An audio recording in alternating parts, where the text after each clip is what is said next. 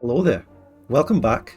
We are continuing making history, the First World War, in the Serbia campaign, so hello. Welcome to the many people in chat, hello. I hope you're having a great week. We are on Thursday, which has been widely considered the worst streaming day. It's been scientifically proven previously. We had our session 1 a couple of days ago, played it for the first time, it was very interesting. Let's hope that we can maintain good viewers today. How many people? The first stream is the easiest, right? Great interest, loads of people turning up. I enjoy it because I'm experiencing something new. The real test of the game is going to be the second session. Will things start to fall apart? Am I going to start losing? Am I going to start seeing how things work against me? Am I going to have a lower viewer count? We're going to see. I'm looking forward to continuing this game. I very much enjoyed it. And I've got a couple of things to say before we get going. One of them is the music in their fucking soundtrack is copyrighted. So you'll never hear it ever again. Sorry. Goodbye, soundtrack. Second thing is that I got some more information about why the company hasn't had much information come out for 2 years. The person who originally introduced me to the game actually wrote an email to the devs and they replied. And I need to go and find that and read it out. I mean, I don't know. I mean, the person who showed the email already showed it, so I don't think there's any problem with me reading it. Or maybe I'll paraphrase it. To explain, I have to scroll up because I don't think the search function really works properly when streamer mode's on Discord, so I'm going to go find that. Won't be around too much today, going to be moving. It's Thursday. Thursday is when the universe conspires. Loads of different random factors make it so no one can watch on Thursday. But yeah, all the best with your move. So I'm going to tell you why this company hasn't been seen for a couple of years. And can I find this?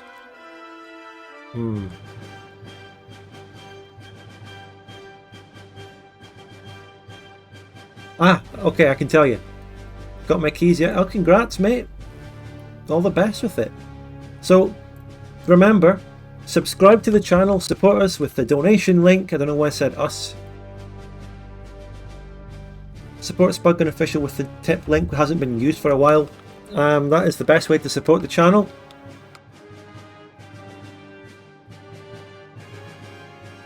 You know, less of your money goes to something else. But yeah, subscribe. Get some gifts in. I know that September is over, but you should still do it. Look at that. Thank you very much, Arbiter.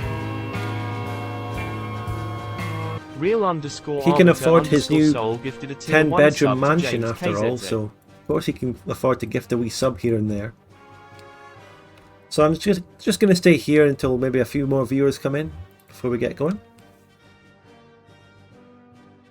Just so I don't waste my breath, you know. I want to try and explain the introduction to everything with as many people in as possible, so we'll see how many people turn up for Making History Part 2. Very interesting alternative grand strategy game to Paradox. Of course, all my audience followed me across the Victoria 3 stuff, and they generally agreed with me, and many of them discontent with Paradox. So of course the natural thing to do in that case would be to look for competitors and companies who have done other grand strategy games, and I'm sure people will support me in doing that and turn out. That's the natural evolution. So, welcome everyone.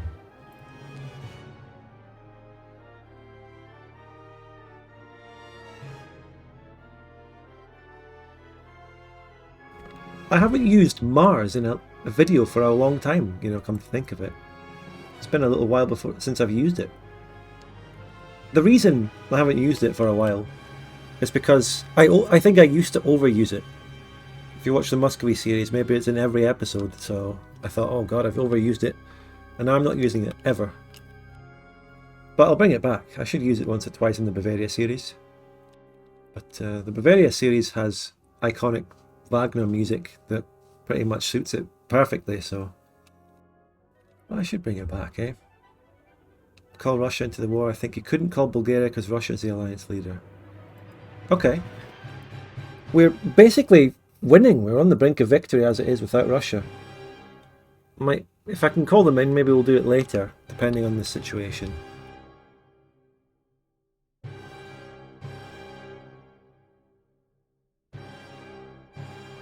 So, unfortunately, the only bit of royalty-free classical background sound music that is easy to just shove on and doesn't pause throughout the playlist, because it's not a playlist, it's actually a live stream on YouTube. We have to use the classic Baroque live music, 24/7 classical music from the Baroque period.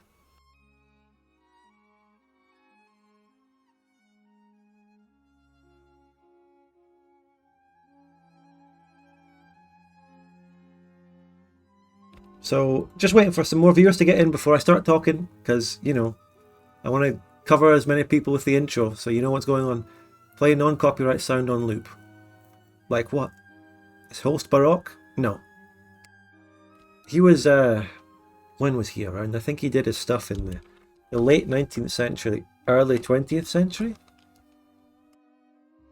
Maybe we can get a quick fact check on that while I wait for viewers.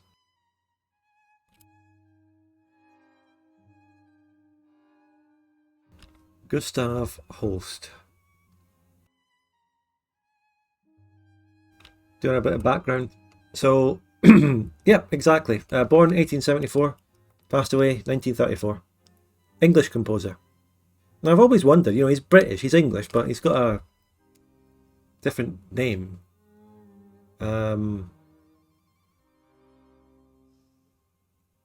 Holst's side of the family was of mixed Swedish, Latvian, and German ancestry. There you go. That's where his name comes from. Always wondered.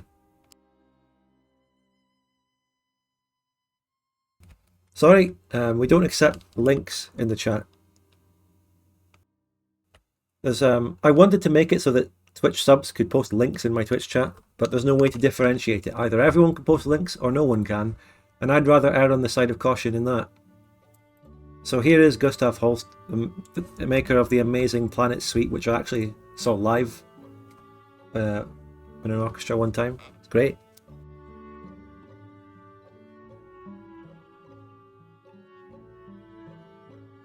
Why is he in the Baroque stream? I don't know. He's not. I wasn't listening to that. You see, I put Holst on as like one individual song in the intro, and then for the rest of the stream, just leave the Baroque background on. That's the way it goes in these parts.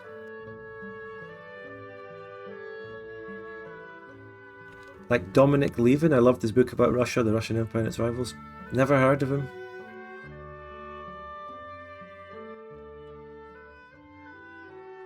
So, making history, the First World War. At this game, I'm going to officially tab into it now because it's doesn't have borderless. Right, we're back. We're back. I've also made it so that I can use the home and end key to tilt the map without actually toggling all my fucking stream options, so I can just do it the way it's intended. I can use this button. I've got I've actually got, when I got a keyboard like last year or something. It's actually got stream keys on it, right? So it's a fucking Corsair keyboard. I can't remember, I think it's the K55 something. It's got 6 stream keys on the left hand side, but it's actually really complicated to set them up and use them properly. I was fiddling about with it today. It took me about half an hour to actually get them working on the stream again. I used to have them engaged and then it stopped working when I got like OBS Studio. It's really annoying stuff, but I got it working. So I'm using my actual stream keys to toggle the stream to the out of sync menu. I mean the out of sync scene. He's a descendant of one of the most prominent Russian noble families of Baltic German descent. Really? Okay, interesting. Yeah. So this game, I mean, I gave you a pretty good intro to it in the last stream, but again, this is made by a smaller company. Oh, I was going to read you that damn that message. Damn. This music now comes with its own rounds of applause. I'm doing my best here, but trying to we're not even getting 30 viewers and the chat's dead already. I mean, maybe people aren't interested in this alternative to Paradox. I have to... Overall, though, I mean, humans are a weird bunch. We complain about things, and then we don't do the thing that will fix what we were complaining about. For example, we'll complain about Paradox, but no one will turn out for their competitors and help the competitors. So here we are. Just me and like 2 people in chat trying to give some exposure and look at a competitive game to Paradox. Fucking depressing, isn't it? Those 23 of you who have shown up, it's depressing, isn't it? No one else.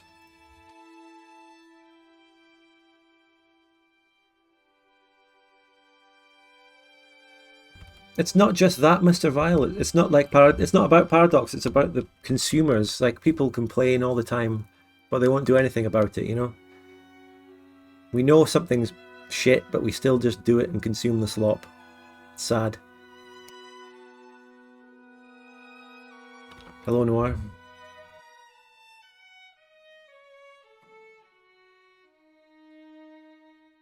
So there was that message by the guy who introduced me to this game. He contacted the developers to ask them why they haven't developed so much. So to paraphrase what the developers responded with, he said, the company is a diverse business that involves working on other games and also music. Since the release of this game, which came out in 2021, they shifted their production to other projects.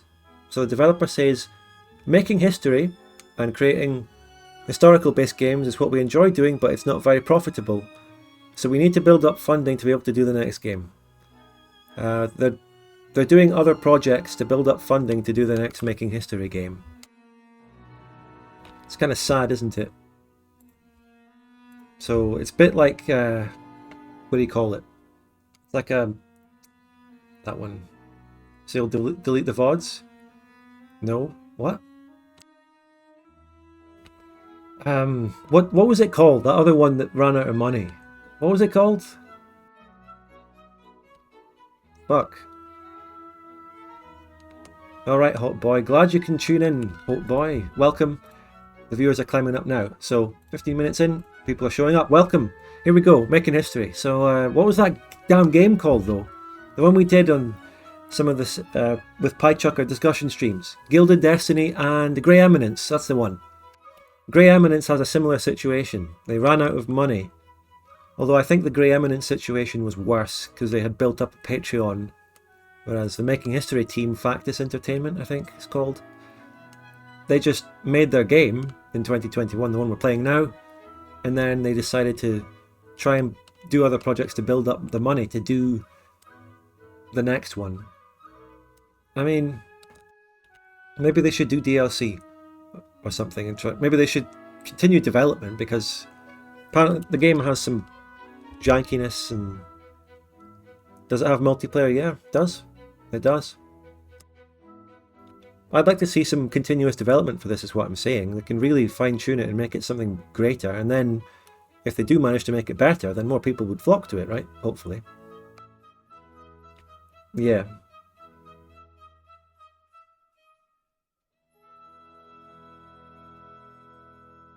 Yes, Mr. Vile, yeah, this is specifically about World War One.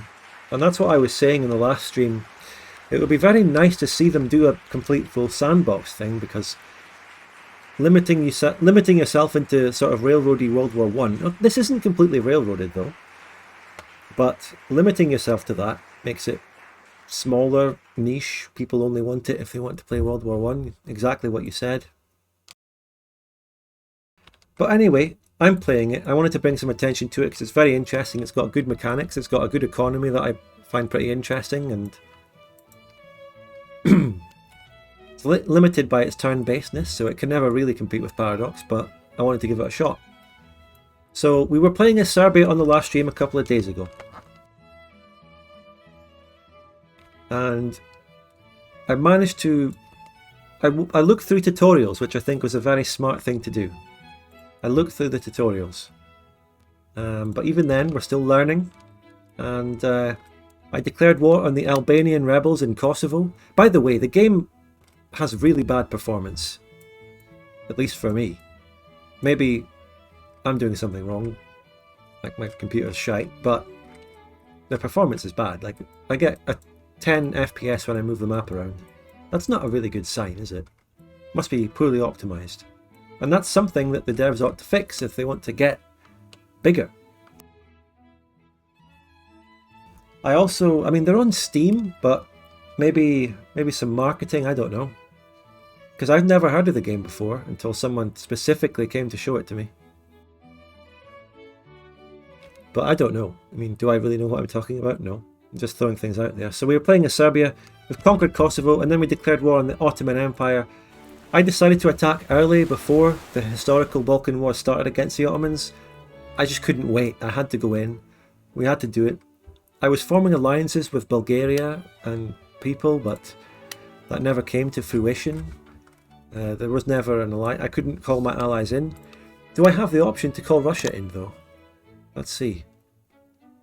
I've already forgotten how this game works. How do I open diplomacy? This one? Yeah. I'm in an alliance with them, but there's no apparent way of calling them into this war. So I'm on my own. I pushed towards Constantinople, but I decided to call off the attack and fall back. This is one of my armies. I fell back while my other armies over here were mopping up one of the last Ottoman regions, or the Ottoman armies over here. I fell back, and then I decided, you know what, let's try and piece out the Ottomans for status quo, what I have now, and just call it here. But the Ottomans rejected, which kind of raised a thing about this game, which is apparently the AI is shit. So they're forcing me to continue the war for no reason, but I will. And remember the really loud artillery sound effects. Glorious. What was I doing last? My army had just won this battle, basically. So I'm going to move them. Oh, I already am moving some. Let's let them move. And the economy works in a weird way. I'm currently using my only one rail capacity for a trade deal. What am I currently trading? Food trade deal with Russia for 17 a turn, which is keeping me positive for food. I decided that I'd rather not run out of food, and I'm not even importing arms. We ran out of arms, which means I cannot use artillery. But my army is enough.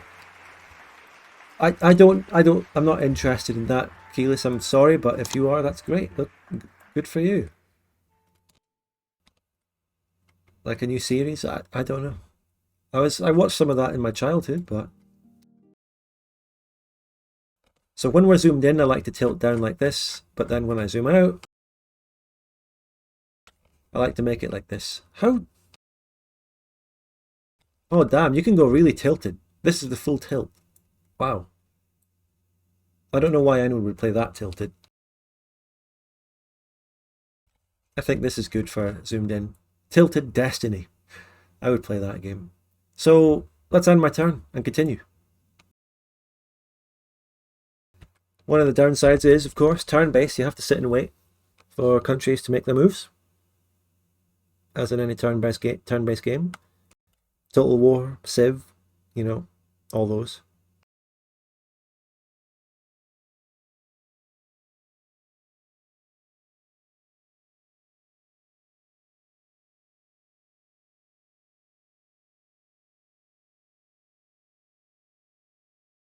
Alright, I've completed my mobilization order. I don't know what that does.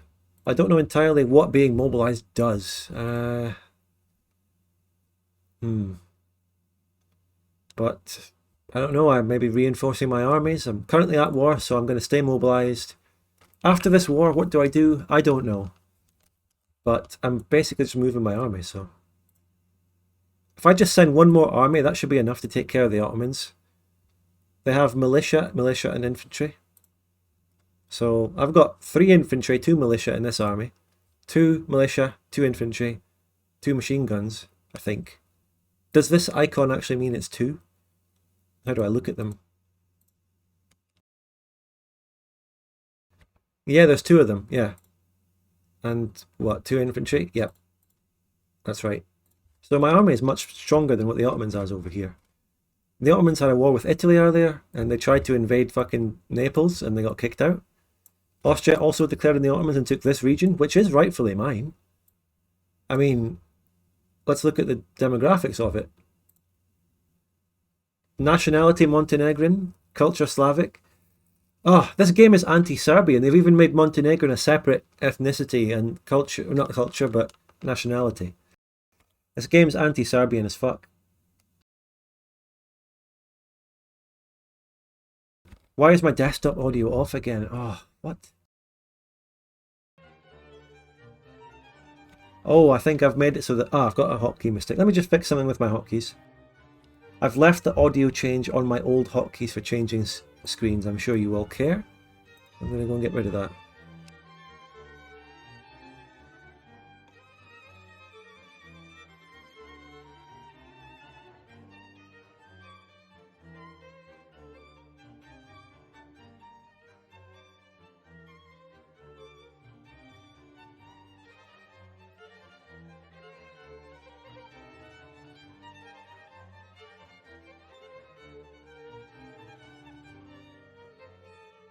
Okay, I believe I've just fixed my hotkeys for everything.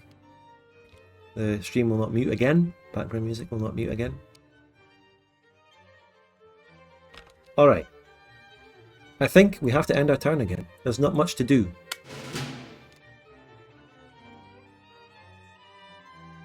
Chile and Peru are bombarding each other.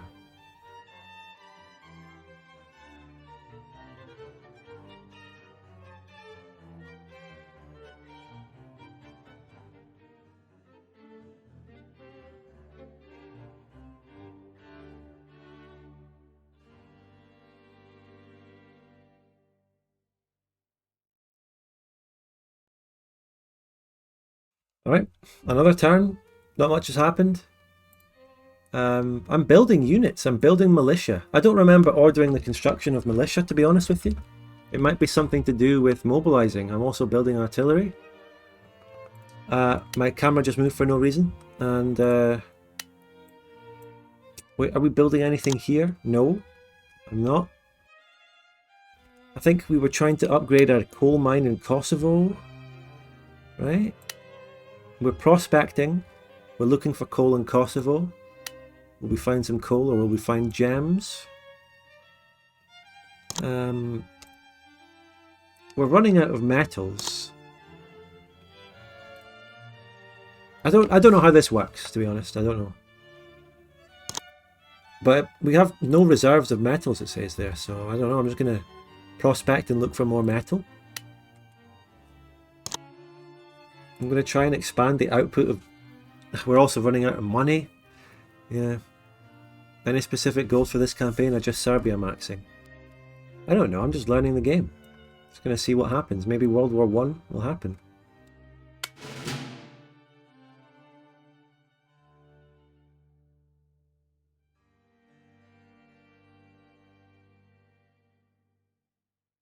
We have to wait for the turn to end. Surely Serbia isn't the best country to learn a new game on. Well, as I said about 10 times in the last stream when we first played Serbia here, it's a great learning country because it's small. I started in the Balkan Wars time date start so that I could learn and just have a small localized area to learn in and fight some smaller enemies. I think it's perfectly a good place to start. Learning the mechanics slowly instead of overwhelming myself with a massive country. And of course Serbia has the meme potential. The great meme potential. Right. I just built some militia in Kosovo. Wait, is that 5? Is that 5 militias?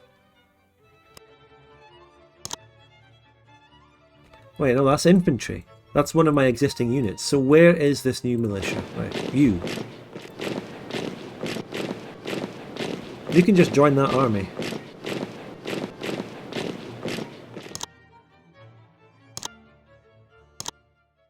Just join that army.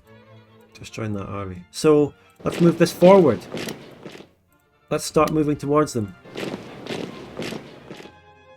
They're about to arrive, so might as well just start the new offensive against the Ottoman Empire, who just will not peace out. I'm going to offer them again. Offer peace. Status quo means I get to keep everything I've got from them, which is everything I'm currently occupying. So, They reject that. They reject that. It doesn't say why or anything. So that's a bit of a downside to this game. Like, the AI's shit, and they won't peace out. And I don't know. Just have to keep going. So let's move forward another turn.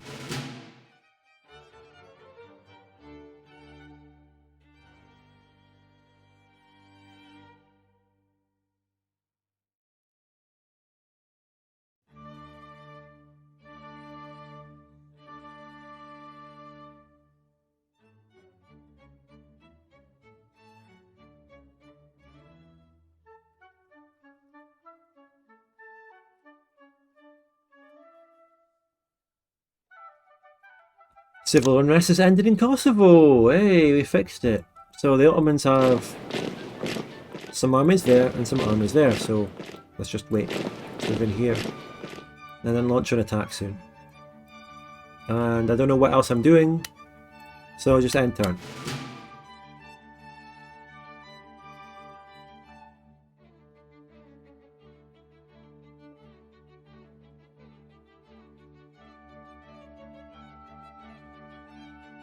We have so much coal. We have a lot of coal. I just don't... I can't sell it right now due to the fact that we only have one rail capacity, which means I can't do any more trade deals. You see?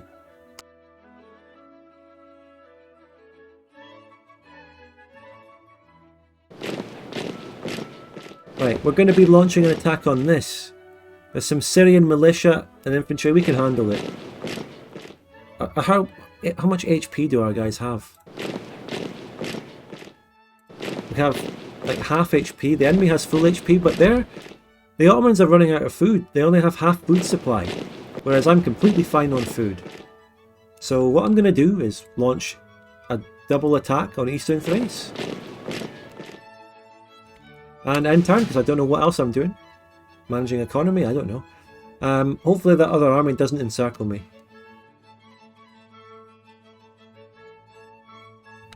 I think it can't because my armies are still on those provinces that I have.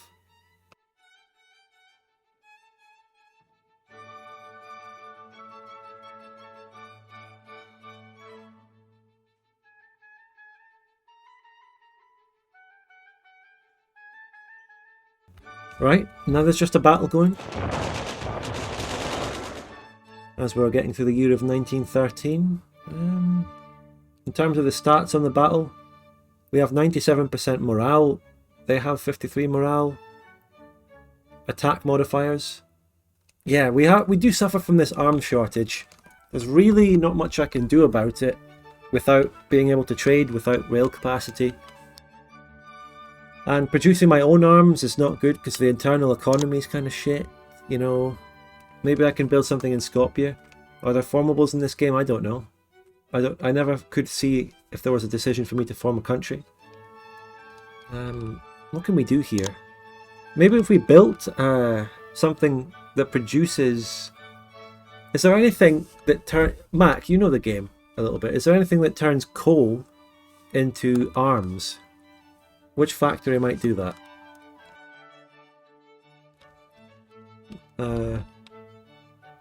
These requirements just show how much money it takes and how many turns it costs.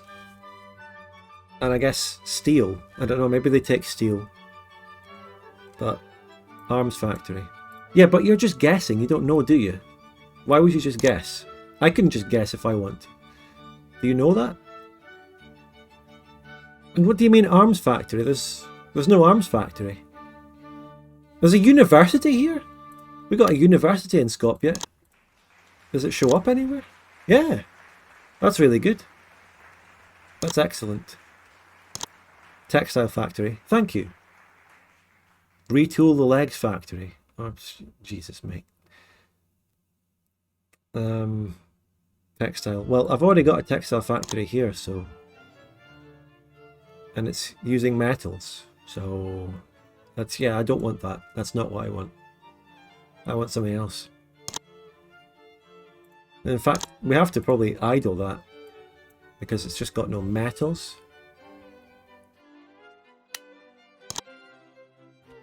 We have a metal works here again.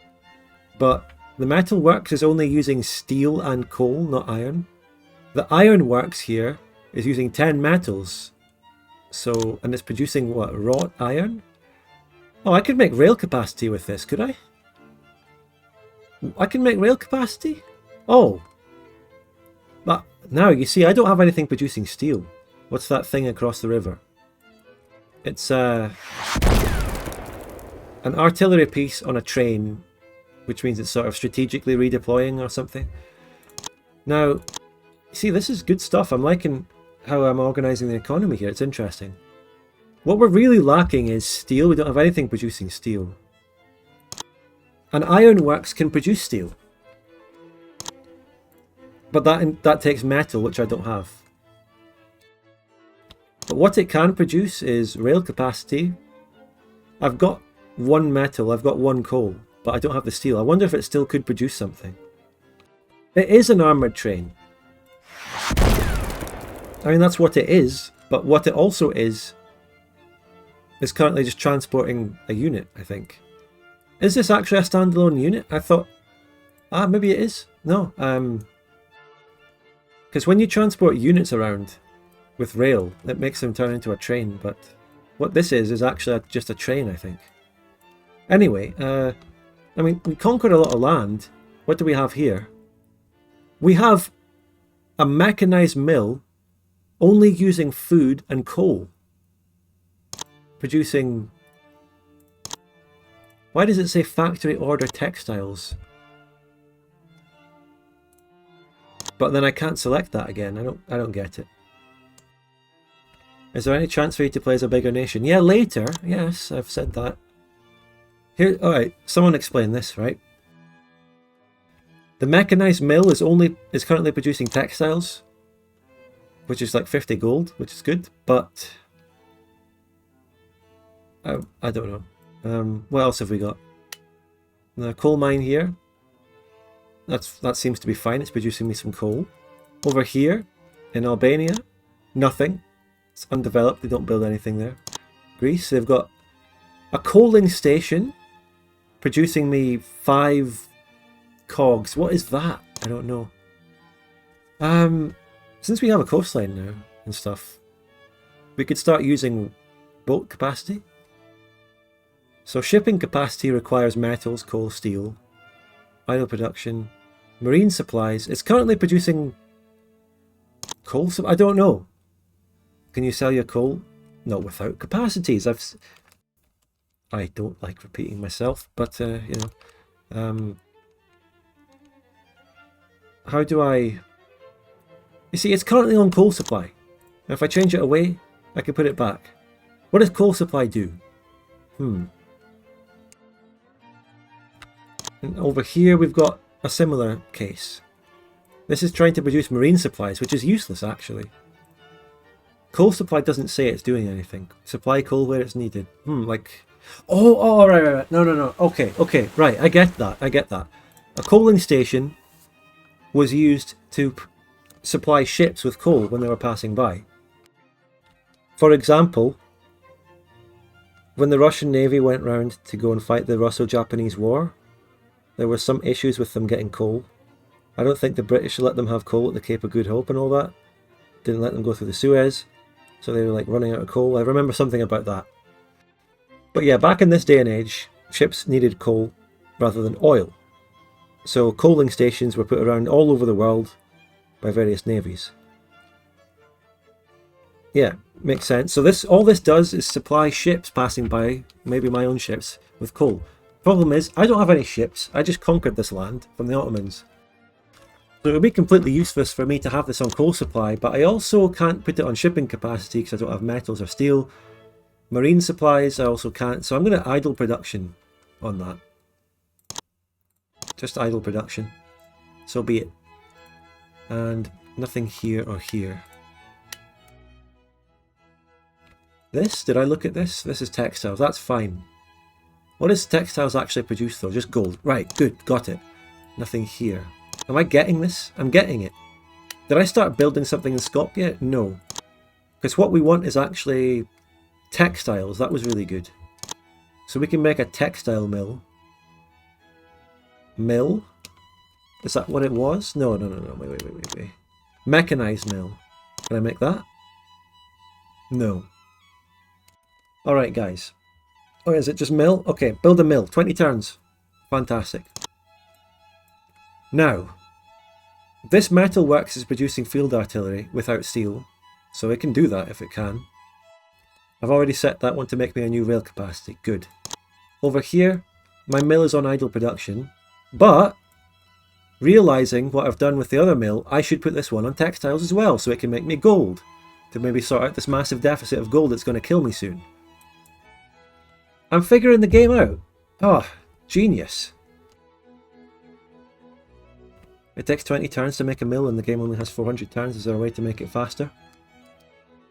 I don't know. That's the answer to your question.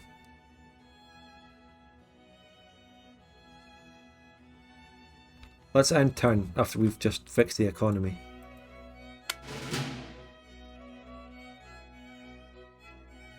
I feel like since you're a small country, you can't really produce much. You ought to rely on a bigger country to supply you and give you stuff. But that just doesn't happen, because the AI isn't going to supply you.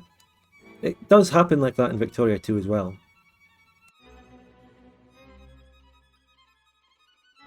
Like, Russia should be sending me arms at this point. They really should. I don't know how they would. They could probably send them through Romania and Bulgaria, realistically. But it's just not happening. The AI doesn't do that. So, I'm building infantry in Belgrade though. Now where's that? I don't necessarily need to do that. Resource production? Okay, that's that. Now where's the military recruitment? Stability is down. My taxes are reducing stability and I'm running out of money anyway. I'm fucked.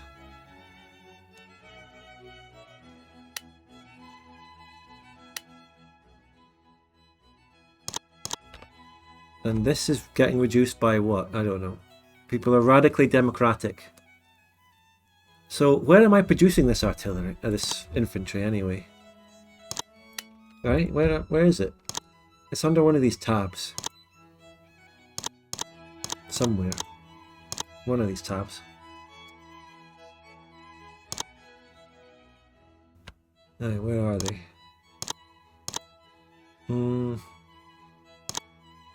No. Oh, it's in the city. It's in the city. Right, the production is in the city. City infrastructure. It's not being made in this one, but I also am making shit there. I'm going to cancel that. Does it cost? What does it cost to make this? It's costing me gold. Barracks is costing me gold maintenance. God, I don't fucking know. Is it actually costing me stuff to make this? No. It's costing me some white circle with a dot in it. 2 of that. What is that? What is that?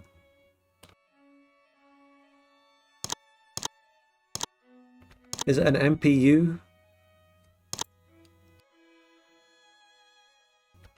No.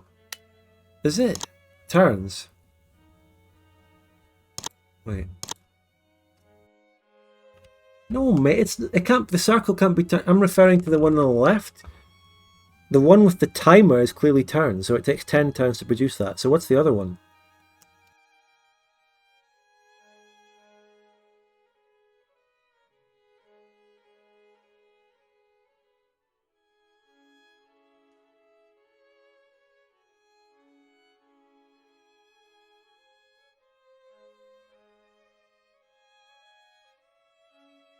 Has anyone got a theory, or does anyone know?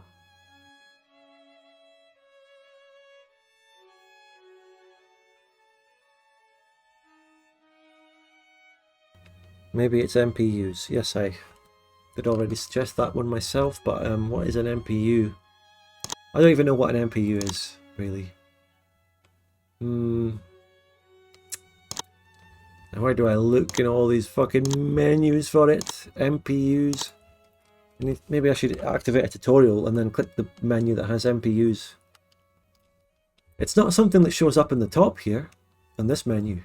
So it's something deeper in the game somewhere.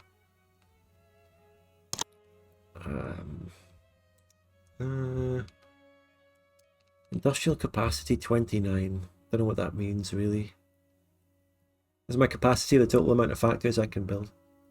Culturally sectioned manpower. Right. Yeah, so it's manpower. I've got 155. This region here gives 1. This one gives 0. Is that... no, fuck, I don't know. I don't know. Fuck it. Just cancel the infantry production there anyway. I don't need it. Fuck me, I don't know. End turn. Let's go.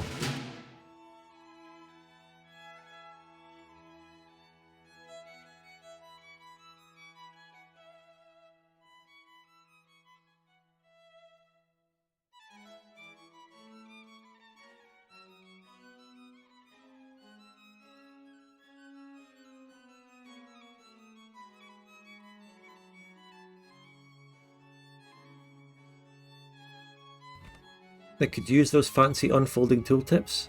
No, it does have tooltips. I think the tooltips are fine. You making history? Yeah. Welcome out of Sinker. Albanian nationalist unrest. Oh shit. Oh no, just to be expected. Read the manual like the good old days. Does such a game have a manual? When you get a game on Steam, does it have a digital manual that you can read? I wonder if that is a real thing. Okay. Now, here's the thing though. I was thinking of giving Albania independence. This has got a coastal fishery, producing 4 food per turn. That's nice. My food... oh my god. Is that... okay. I would lose a lot of food if I took my trade off, but I could sell coal. I don't know. But, so there's a university and a coastal fishery there. This city has a training camp. I can make militia and cavalry there with Albanian manpower, I think. Plus, Albania doesn't really have any natural resources. It's got unpaved roads, subsistence farming, open field farming. Do I have better roads? I've got low rail density, mate. We're much more advanced. Serbia. This part here, I'm going to be real with you all right now. The Albanian land I have here is undeveloped, shit, doesn't produce me anything, no natural resources. So I would be okay with making it a puppet, releasing it as a puppet. The game recommended that I do that in the tutorial, because the game is all about culture and ethnicity, so...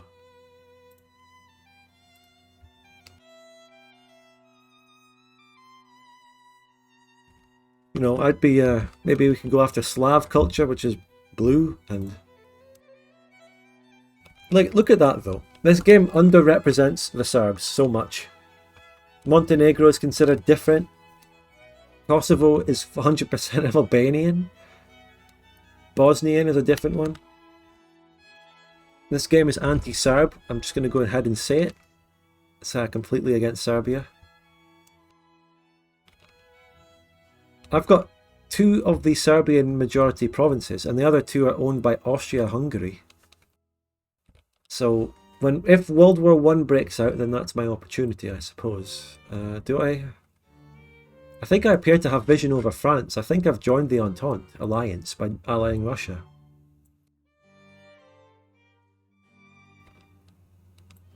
Yeah, I don't like that Dracula. That's a bit of a limitation of the game, in my opinion. Victoria 2 does that way better, and many other things better. I'm not saying this game's bad, but when you play a game that doesn't have the mechanics like Victoria 2 and it does things maybe more simplified, stripped down in different ways, you appreciate Victoria 2 more and what it achieved, and then you realise why people want an Open Vic project to happen, which it is, and it's going well.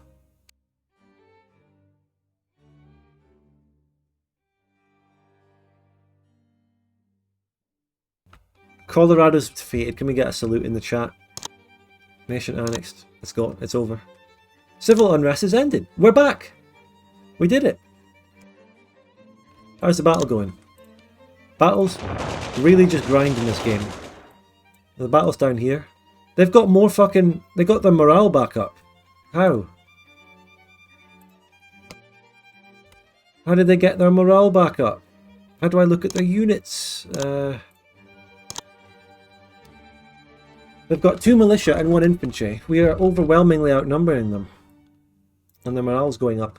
And they're holding. Okay. Defensive, it's World War 1 era. I get it. I can bring more troops over if I need to. I've got 5 infantry sitting there. And 1 militia sitting there. And another big army sitting there. Does lack of arms affect battle? Yes, it does. I've already shown and mentioned the lack of arms and talked about that. Hello, the power of luck. We could be using artillery, ready for the jump scare. We could also be using artillery if we had arms, but we just don't have any and we're fucking poor as fuck. I'm going to sell my coal. I have to do it. So we're now in a deficit of 19 food. We can hold out on that for 2 turns. Let's sell coal for 2 turns. So we have to go to World Market, coal, and who will buy it? Who will buy it, who I can actually send it to by 1 railway. Germany? No, they're selling. Romania! Romania's buying coal. That's perfect. We can sell it all to them. We can sell them 118 units for 2 turns, or 3 turns. 2 turns because we need to go back to food. And all it takes is 1 rail capacity, which I have. Perfect. This will give me about 200 gold. Yeah, I'm feeling it. Let's do it. Can I make it? Let's make it every turn, but then cancel it after 2 turns. Hey! Amazing. We're now in the positive, lads. Because I'm selling my coal. Let's do it. Fixing this country, turning the economy around.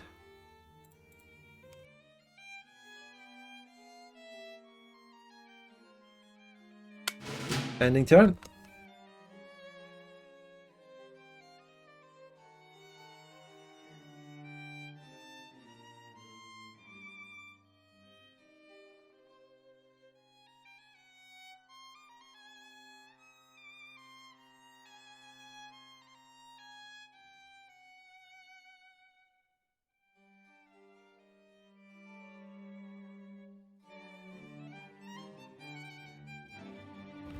Okay, right.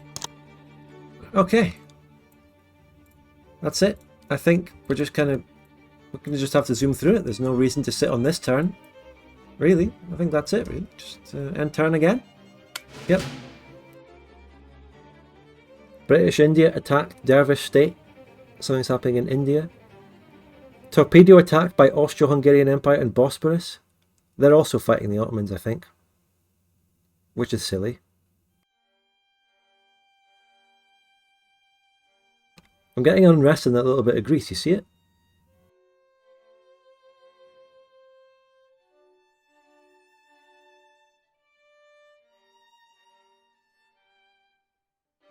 Bulgarian nationalist unrest. Well, if you wanted to be part of Bulgaria, then Bulgaria should have invaded the Ottomans with me, but they didn't.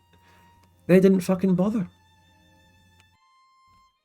So, we have to end the coal selling right now. We'll come back to it later. Alright. Trade agreements. Cancel. Now, over to food. World market food. Who's selling food near me? We were buying it from Russia. Who's selling food near me? How about Greece? Greece doesn't like me. How about... I only need 17. Make it 18 so I have a little bit of a positive. Yeah. Maybe they don't accept 54 gold. Maybe they don't accept because of the bad relations. No, they did. The AI is shite. They just... Whenever you do a trade deal, they'll accept. Unless you make them do the transport thing, then they don't accept. Okay, right. We have +4 metals. Is there anything we can do with that? Can we get shipping capacity? Oh, guys. We don't have steel, but we can get shipping capacity. We can start building that up. Yeah? This is using 1. This is using 2. We can afford that in terms of coal and metal, just not steel, because we don't have a steel factory. I'm going to do that, and I'm going to end the turn. Let's see if I actually do build up shipping capacity. Let's see it work. Because then, we can maybe sell more stuff, or buy arms, or something.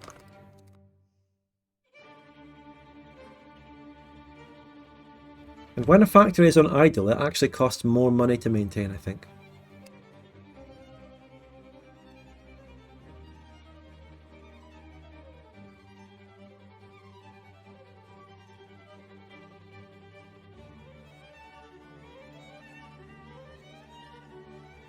Civil unrest is already over. We're fine.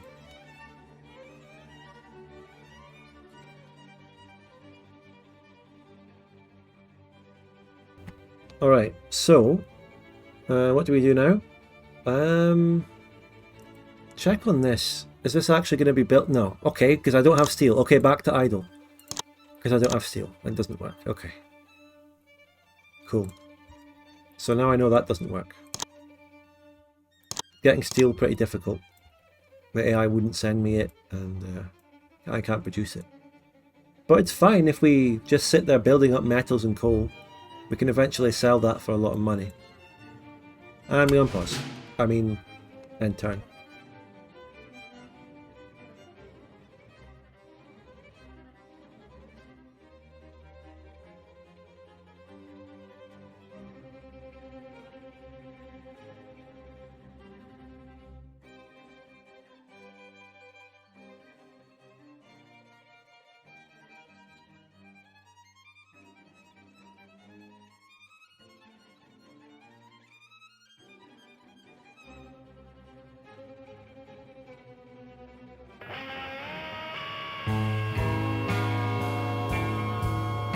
Good afternoon, how goes the Serbia game? Thank you, Bloodborne, for the 3 months. It's going along steadily. I've kind of found, unfortunately, that this game doesn't generate enough interest in terms of my viewers and stuff to justify me playing it, so I don't think I will be playing it again on stream after this one. We'll just kind of wrap up this campaign. You know, I have to just go with what my audience says, or doesn't say. Unfortunately, that's what I've learned. But thank you very much for the 3 months. So now that we have continued this battle for another turn, everyone's on high morale. Their health is going down. So we must just end the turn again.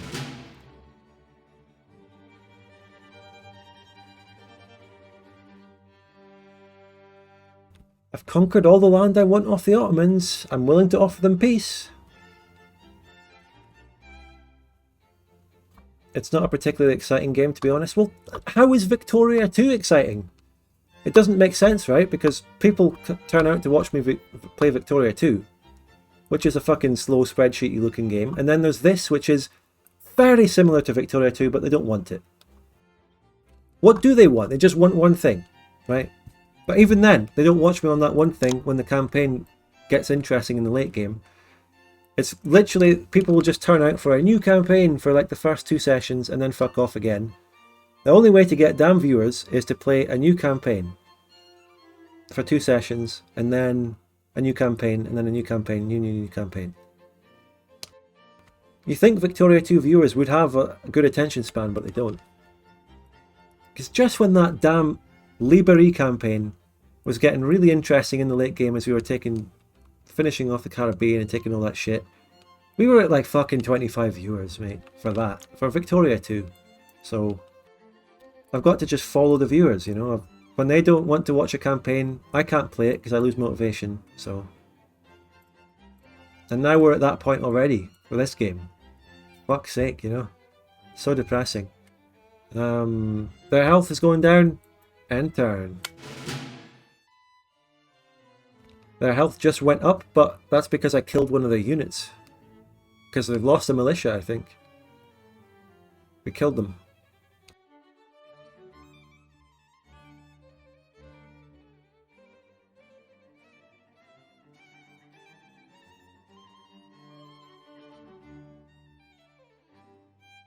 You know, I've got to think about it. I've got to.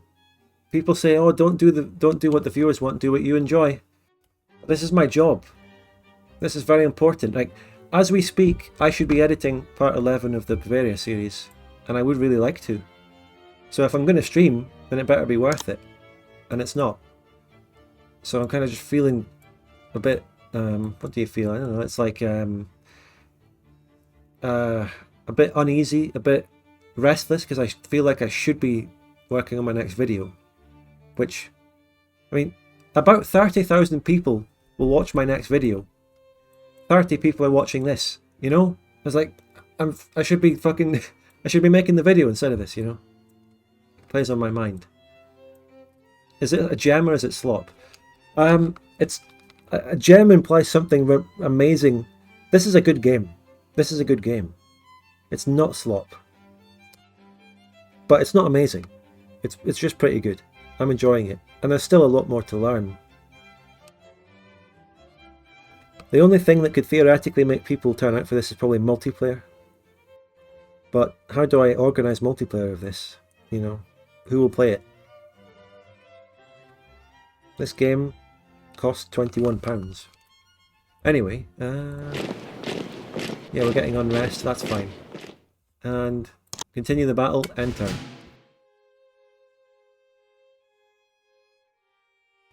Yeah, I don't know Bloodborne. It would have to be an experiment, wouldn't it?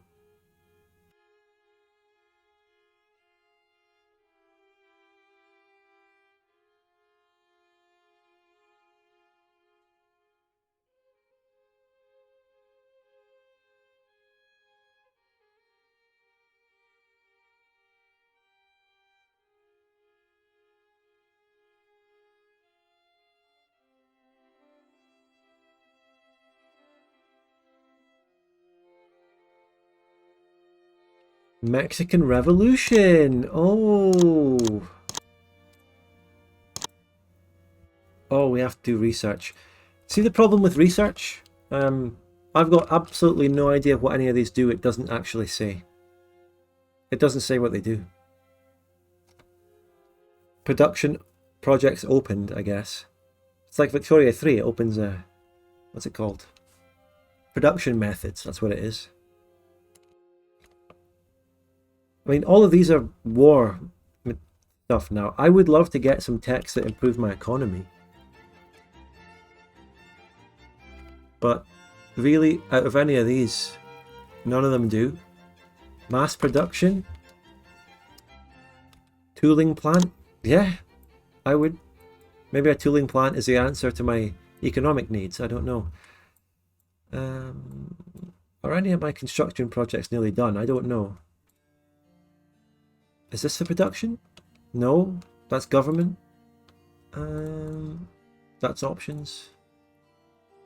This game has more flavour than Vic 3. True, true.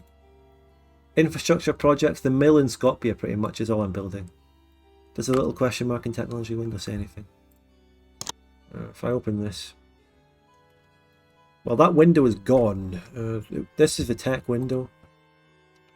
I think what it is production projects opened, and that's what it allows you to build.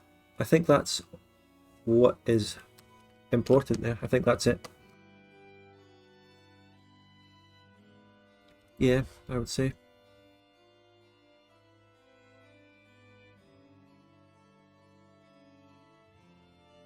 Anyway,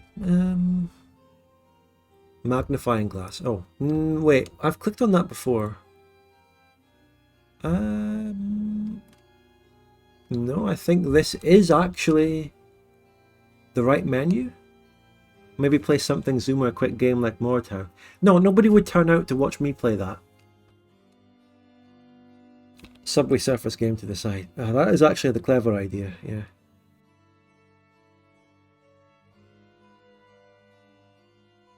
But how do I get the gameplay? Do I have to record myself playing it and then do it? Anyway. So, I suppose, look, for streaming overall, September was a very successful month for my streams, being September, A lot of very successful single player playthroughs happened there. Some of the Plantagenet ones, bit of the Aragon ones, and so on. They were good, and we got a lot of subs and gifted subs. So September was a very successful month, but when September ends, naturally moving into October is a bit drier, you know. Because whenever there's a September thing, it's like, oh yes, oh my god, September. But then when it gets into October, things are going to naturally turn down a bit. So I'm streaming a little bit less frequently than I did in September. But I am still going to stream like 2 or 3 times a week, I think is pretty much the average. At the end of October, I am going to be taking a break for just over a week. I'll be going away a little bit, but that's not going to be too long. Anyone who subscribes will not be like missing out on a month of being subscribed or anything like that. I'll only be gone for just over a week at that point, from the 26th of October until like the 6th of November.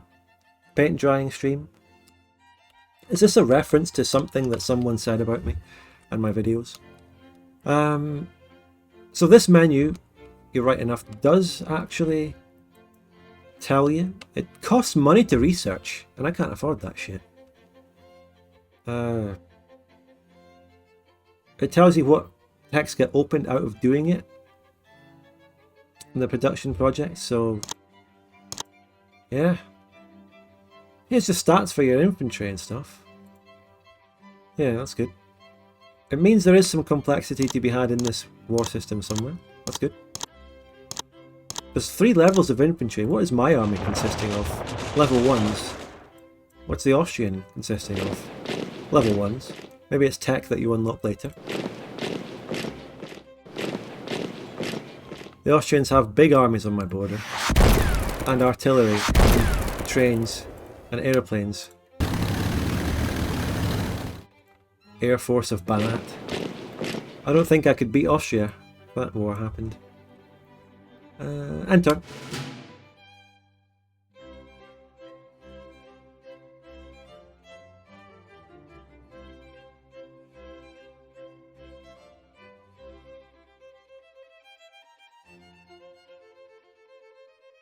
Is there anything I could be spending some metal and coal on? I've got a little bit of a build-up of it. I could maybe try and turn one of my factories into producing arms, maybe at least for like 3 or 4 turns. I'm going to look into that next turn. If I have a brief period where I have access to an arms supply, I can maybe activate my artillery. I'm going to move my artillery there and see. So,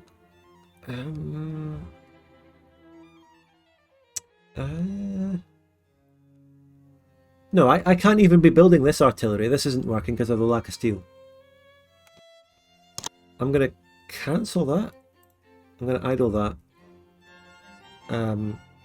This also doesn't work. Making wrought iron? That makes steel? Does it? Okay, that makes steel. That makes steel. What does wrought iron do? Wrought iron... That doesn't... Does it just make money? That just makes money.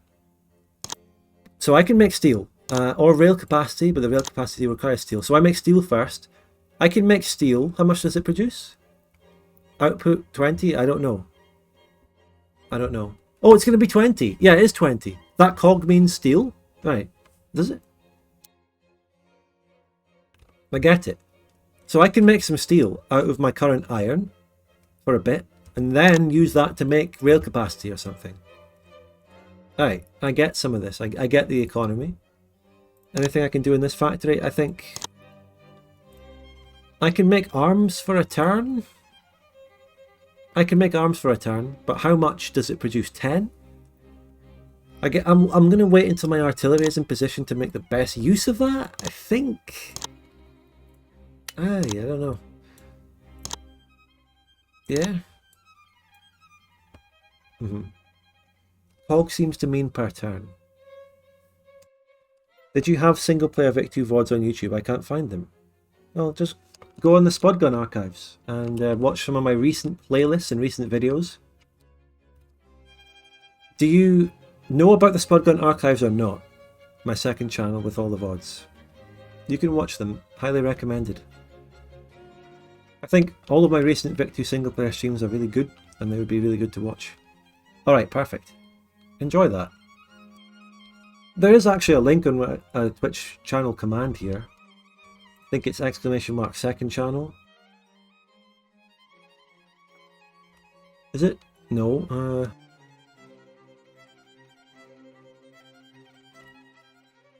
Is it that? No, I don't know.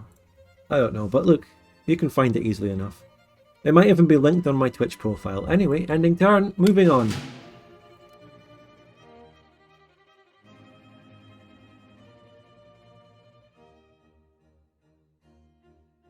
I should offer the Ottomans another peace deal.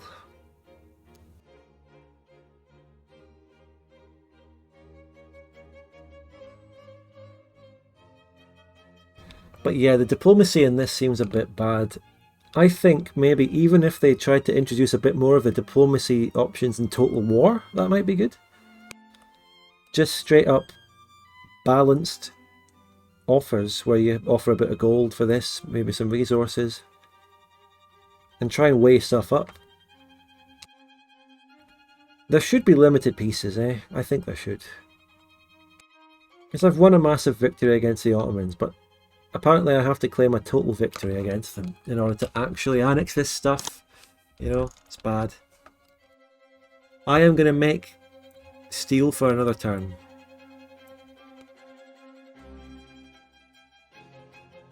I tell you what though, if you're playing a very large country, it must be a lot of industry to manage. Right? I mean, in Victoria 2, factories just do their thing and you leave them alone and upgrade them and encourage craftsmen. But in this game, you really are doing a lot of active management. At least I am. EU4 type of peace. Yeah, if devs ever listen to this, then improving your diplomacy and AI is what you should do. That would be great. And maybe just improve this game instead of making a new game. These games are apparently just reskins of each other anyway. I don't know. Up to them. Up to them. But just remember that making good moves like improving the game and adding some good shit post-launch, it might cost you money and you might not be making any direct sales out of making a new game or anything. But if you do that, you'll gain goodwill in the community. I'll be here telling people that you're doing it. Maybe more people will buy the game after sensing that you're good developers. You see, that's how it works. Don't end up like Paradox, you know. No, I don't mean that, because Paradox does do exactly what I just said. So, imagine being a big country, you set yourself in the early game. Yeah. You probably just set up your factories, but you don't really change them after that. And then when you want something, you make a new factory. Yeah, Dracula, is that right? I don't really know if this is very common amongst smaller niche developers and stuff. I'm basically just exploring that for the first time with this. I was going to look at something. I think there might be options. Yeah. Oh, look at this. I can't believe I haven't been using this menu. This is the fucking... I've been looking at my factories the wrong way. This is the menu, right? This is how you actually manage industry, especially if you're a bigger country. Come on. So... this is my factories. This is what's getting used. It doesn't say what these are producing. Tax... output rate.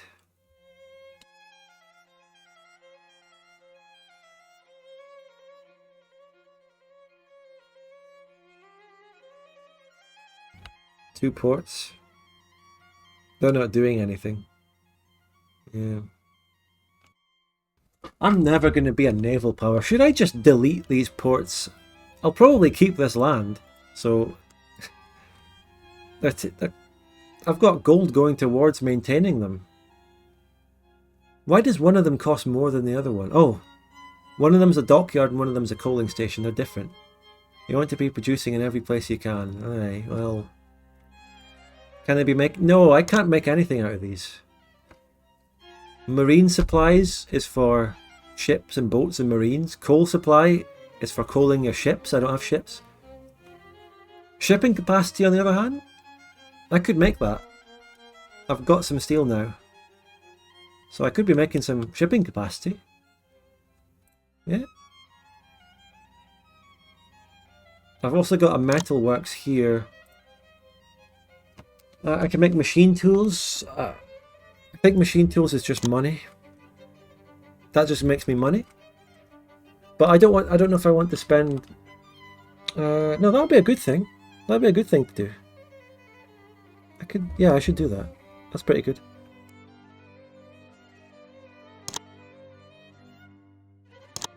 And then this could make shipping capacity as well, but I can't really afford that either. But just do it. I've just noticed the tax. Yeah, that's it. I see how it's important to actually get your stuff all doing stuff, because they pay taxes. They pay taxes, and then that's how you get into the positive money, like I just did. Ah, you see, I get it. That's something unique to this game, right? Victoria 2 taxes your pops. This game doesn't really have pops, so it taxes your factories. It's fascinating. It's how it's just a completely different thought process, completely different economic model. This is more like VAT, value-added tax, and income tax sort of thing, instead of directly taxing pops. Something like that. Corporation tax. And that's the tax in this game.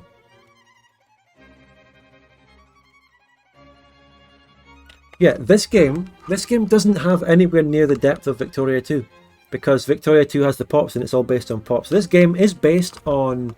It does have populations, but there are big abstractions. So the people that work in your factories are like these fucking abstracted sort of manpower things. And then all the factories have modifiers and they produce set amounts of this and that, which are in small numbers. So it's very good. I like what they've done. It can just never capture the depth of Victoria 2 though. Of course. Okay, Snailio. It's hard to produce steel. It's hard to produce it. I don't have enough metals and coal. I'm prospecting for metals and coal and stuff, but I don't have enough. Maybe I should invest more in that, in metals and coal. Can I, you know in Kosovo how I'm sort of prospecting for coal, can I actually build a coal mine there? Like how? How do I do it?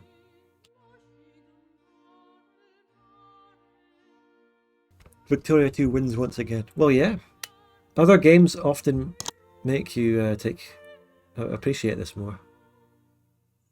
I can't build anything to do with coal here, like that. Can I build it here? No? Here? All it can do is prospect. I don't know what that means. I think it's building up coal reserves. But how do I mine it? How do I mine the coal? Do you know? How do you mine it? Can I make it here? Motor works, metal works, iron works, mill.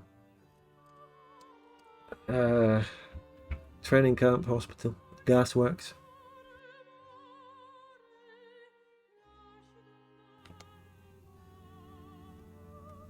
There's got to be a way.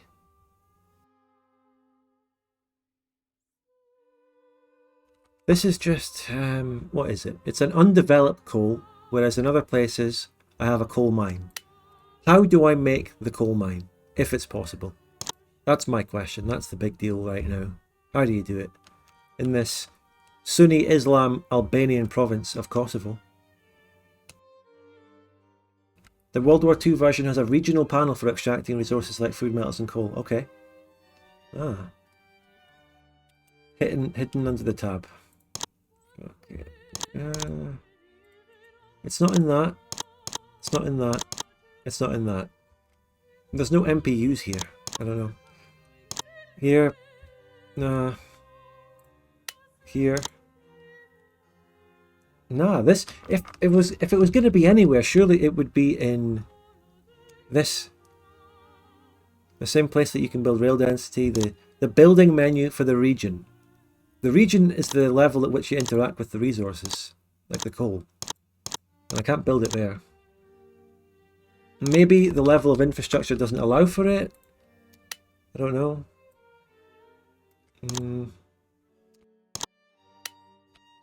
I mean, if you look at the thingies for the coal and the iron, it does have a little railway on it. Maybe you actually need rail density to build a coal mine. Like every province where I have a mine also has rail density in it. How do I look at that again? Like city details. Yeah. Belgrade has low rail density. Niš has low rail density. Kosovo doesn't. It has unpaved roads. So if I built low rail density there, that costs 15. Does that seriously cost me 15 rail capacity?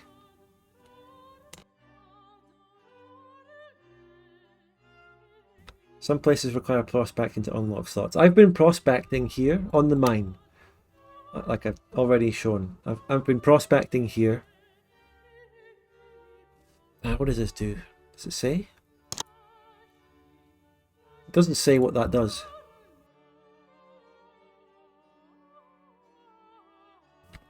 Surely rail gives rail capacity. Nah. I've only got one rail capacity, and I don't even know where that's from. It's just something you build. I don't know. Wait.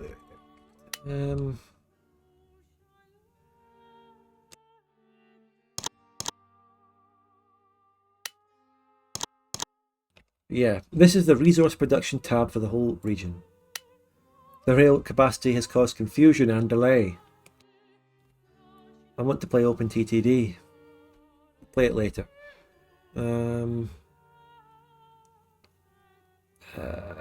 There's no coal there's no metal reserves left in this one, so should I prospect for it? Maybe I will.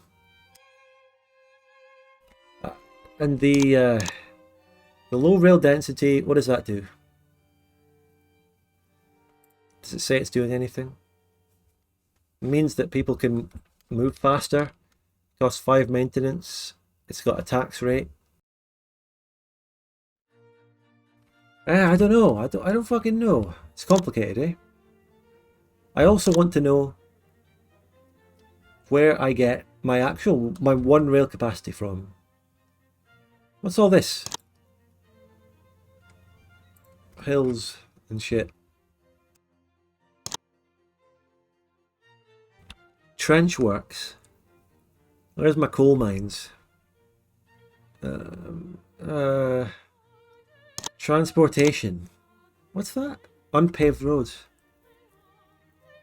Maybe you need to upgrade it into a mine. I've been looking at all of that. I've been looking at that. I've tried. There's no upgrade button like there was with the rail. See this? That would be there. It's not in the mine. I'm going to go and make a cup of tea though, folks. I'm going to be back in a couple of minutes. Please stay right where you are. I hope you're enjoying. I'll be back in a minute, Debt Brig, and we'll talk about that, okay? Right. Here, back in 2 minutes. Right. Back in 2 minutes. See ya.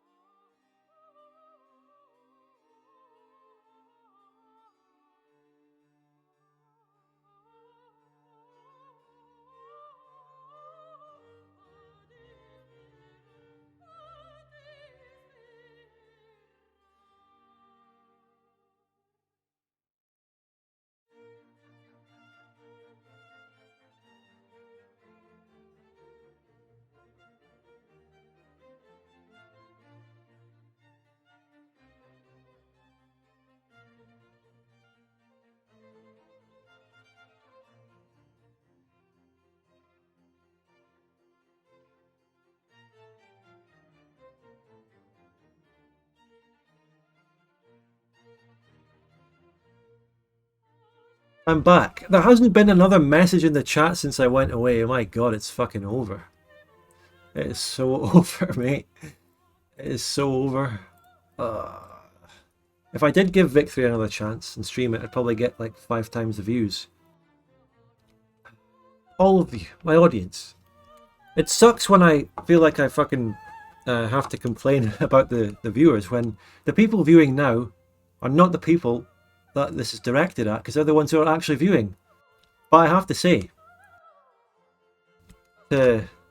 all the people who would watch a Victoria 3 stream instead of a Making History stream, like, we all don't like Victoria 3, but you people, not you watching now, but the people out there who aren't watching this right now, they would rather watch Victoria 3 than this, even though they don't like Victoria 3, and they probably want a competitor to Paradox. People just don't put their money where their mouth is, or their viewing time where their mouth is, you know? Do you see what I mean? Some of you will watch this, and I really appreciate that.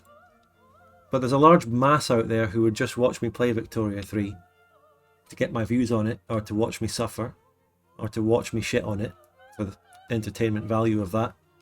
But they don't want to actually listen and see and explore the potential competitors and other games out there that are worth picking up when they want something that's Victoria 2-esque. You know, this game came out in 2021. This game came out 11 years after Victoria 3. I mean, Victoria 2. So, as people were waiting for Victoria 3, this came out. It's like a thing, it's like a sort of replacement for Victoria 3, in a way. It's like Victoria 2. My point is, I think this company is worth supporting and looking into, and worth watching the content for if I'm playing it. If you don't want to watch a stream, that's completely fine, and I'm not saying you should watch something, but it's about giving stuff a chance. People who would watch a stream, but they look at what I'm streaming and go, oh, what's that? Ugh, I don't know what that is. I'm not going to watch. People who are like that, I would really appreciate it if those people just gave it a chance and watched and tuned in and learned about this game with me. That's all I'm asking and all I'm saying. And it's fine. It's fine. We will be continuing here, and I think all we have to do now is end turn. We're gradually figuring out the economy of this game. Like, while we've been grinding a battle against the Ottomans for like 20 turns at the same time.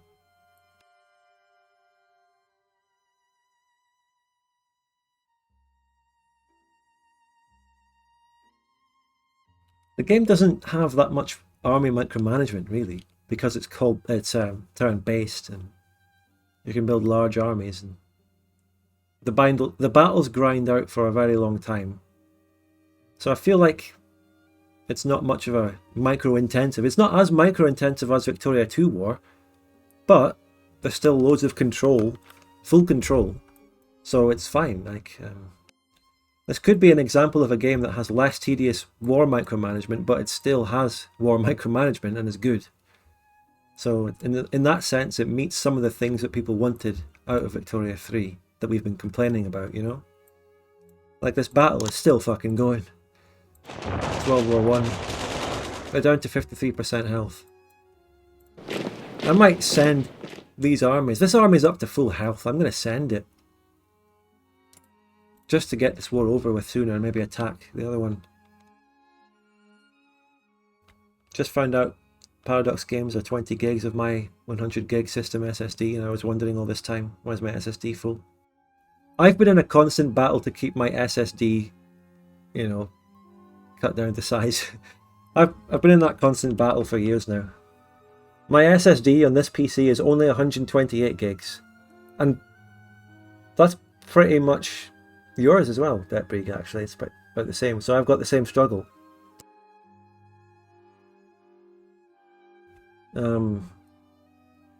Yeah, I've installed my Victoria 2 installation is on my C drive. All my other games are on the D drive. So I have to really manage how many Victoria 2 mods I have installed at any given time. Because some of them can be pretty fat, especially if they have custom music. Like, if a mod in Victoria 2 has custom music, it could get up to like 300 megabytes, 400 megabytes. I've seen. Most mods are much less than that though. But yeah, I get the struggle. So economy-wise, we're running out of metals now. So what I'm going to do is halt production on the steel. And which factory was it that was even happening in? This one. So I'm going to build. What was I going to build?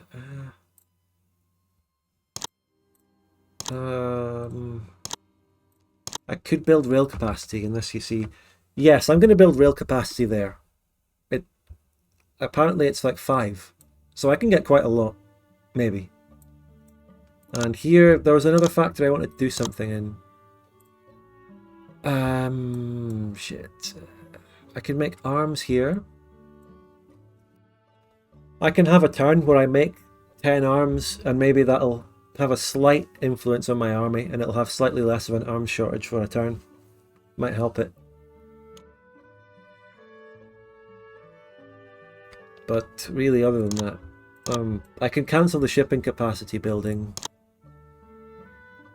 because that is really not really valuable, and it's taking up a lot of my metal and coal and stuff for nothing. Let's see if I can use some of that shipping capacity to sell some coal, right? I don't know how much capacity that'll need though. Who's buying coal? Who's buying a small amount of coal that isn't too far away? French Algeria is buying 12 coal. That takes a train and 12 fucking ships. Can you check progress on a battle? The way I've been checking is basically just the amount of health it has. The amount of health that enemy armies have. Are there any transports that would just take ships and nothing else? I'm looking here. They're all taking a train.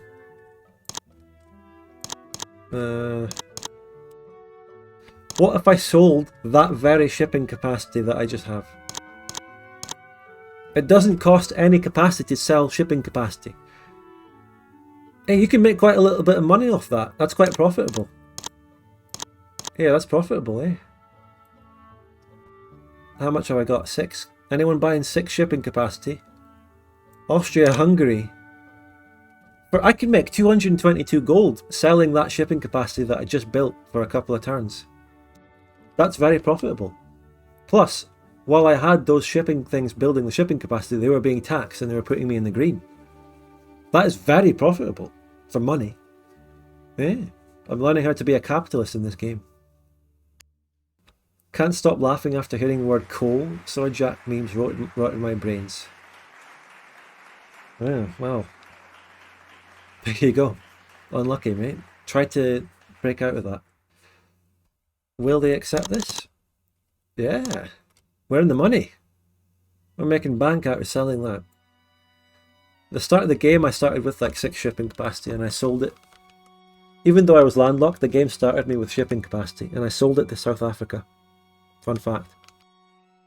Anyway, this battle. The only way I've been checking the progress of battles is looking at the health of the enemy, or the strength of the enemy army. And is there any, I don't know if there's anything else to look at here. What's this? What's this? Losses. Have I lost 2 MP things out of this? Have I lost 2 units? I think this has been an absolutely brutal battle and I think I've actually lost units. Yeah, I think I lost you. Let's intern them. Intern.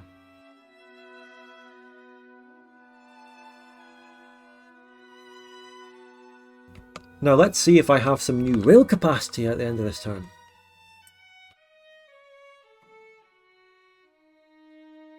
Hey, I've got one! I fucking got one! I've got a rail capacity. I've got 2!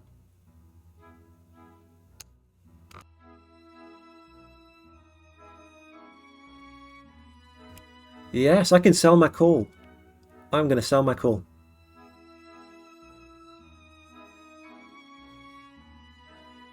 Oh, yes. Oh, Mexico is gone. Mexico thingy is gone. Yeah, so I'm out of shipping capacity. That's sold, but I've got rail capacity. So this factory that was building rail capacity, what can you do? I'm afraid I have to idle that factory because I'm running out of metal. What's my metal currently being used on? Machine tools here. Arms here. Okay. I cannot afford to make arms here now. So you just make textiles out of food and coal. Right, perfect. These are idle, these are idle. What am I using metals on now though? Can I use production? Resources. Here, it says it. Kosovo requires at least low rail density to mine coal. We learned. That's it. That's fine because coal is not a problem right now. It's actually metals we really need. Now, what does prospecting really do? We're prospecting. I want you to expand the output of metals. Here. And you. Expand all my metal output. Hello, Sneaky Beaky. What am I using my metals on? Look. I've got 10 arms. Can I bombard? Yes, I can bombard for maybe a turn. That's a nice little contribution. It increases reserves, expanding uses those reserves. Right. Okay. What am I using my metal on right now? I've only got one reserve there. I see. Machine tools. Machine tools. What's that making? Wait. Machine tools is basically like just the little basic gold production of that.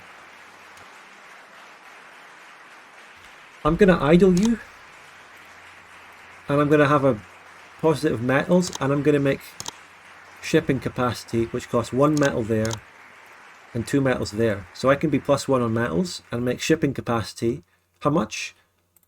Like, I don't know. It's hard to ascertain how much you get. But making that shipping capacity is very profitable because I can sell shipping capacity for a lot of money. Right. Right. Very good. Very good. Okay. Plus, I've got some steel lying around now. Might have to order more food because that's going down. Okay. Now I end turn. By the way, subscribe. Support these smaller games, chat. Remember everything I was just saying? I could be playing Victoria 3 right now and checking out the latest shitty patch for the shitty beta. And I could be getting loads of viewers and loads of subs. But instead, I'm checking out something different. People will be like, why does Spudgun always just do Victoria 3? It's because that actually gets views. And when I support shit, which is a competitor to Paradox, no one views and subs. Ridiculous. You need to help me break out of that cycle. Thank you, Eyes Deceive, you did it.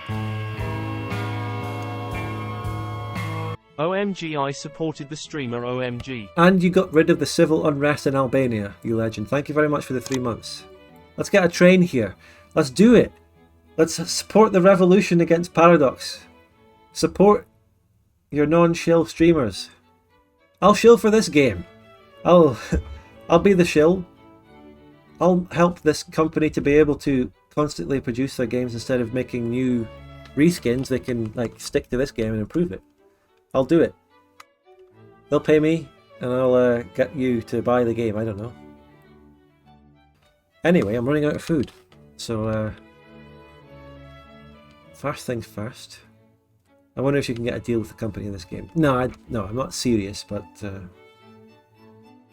I mean, look, I bought this game out of my own volition and I streamed it and I'm happy with that. I'm happy to buy the game. I think it's a very good purchase because Lanty Coco gifted a tier 1 sub it's to really Sparta__ supporting a little company that is making grand strategy games. And remember that message I read out at the start of the stream where the company is actually not able to produce its next grand strategy game because it's not profitable for them. So I just bought their game, so hopefully I'm supporting them. Thank you very much for gifting a subland to Kuko. Now, let's sell that shipping capacity. Let's sell 3. Actually, let's get on a permanent thing of selling 3 shipping capacity to Argentina. And that should be a continuous one because I'm producing 3 every turn. And that'll be bringing me in constant flow of money. Can we mod this game so it has more than one culture performance? I don't know, it feels like that might be a fundamental limitation of the game that cannot be changed outside the engine. Don't know. Now, food. I'm currently buying some food. Am I? I don't know, whatever that is, I'm cancelling it. I think the food ended from Austria, so I'm not going to buy food. Who's selling food? Austria, again. The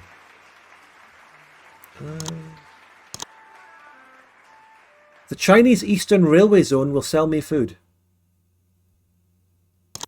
I need 15. Make it 16. I only need 1 train. 1 train will take the Trans-Siberian Railway, come through Romania, and deliver food directly to Belgrade. From the Chinese Eastern Railway Zone over here.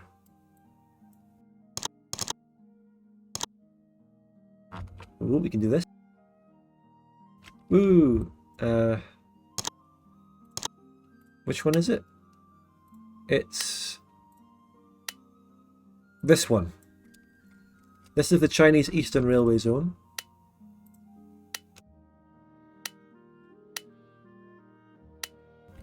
Four provinces going across Manchuria, and I'm buying their food. And they have an armoured train. Lucky them.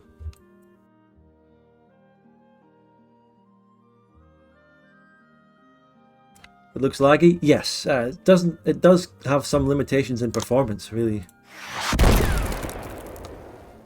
Hey, maybe I can continue this bombardment going forward. That'd be nice. Anyway, without further ado, I do have a spare rail capacity, I think. Do I? I can sell some coal.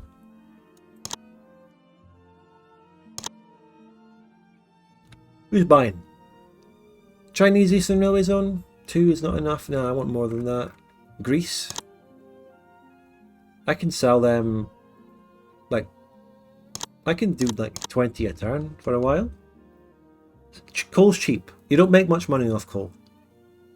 But it's something. I remember tuning out of watching that Rome DoD campaign you streamed because it was so laggy. Ah, DoD fan fork? Poor performance? Oh, I see. They rejected that. Because I have bad relations, maybe. Maybe the relations are actually kicking in. Maybe the AI is okay. Or maybe it's because I was buying it. And not... Wait, no. No, yeah, they buy it. They buy it. I was right. Portugal? Nope. Sweden? Sweden? Sweden will buy coal. 26 a turn. Okay, no, the AI's fucked. Why are they all rejecting it though? 15 a turn. I'm responsible for the transport. Okay, Switzerland does it. There you go.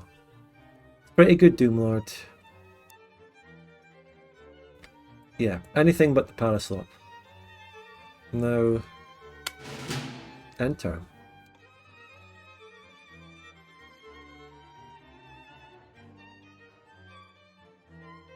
And we're in positive money. That's really important.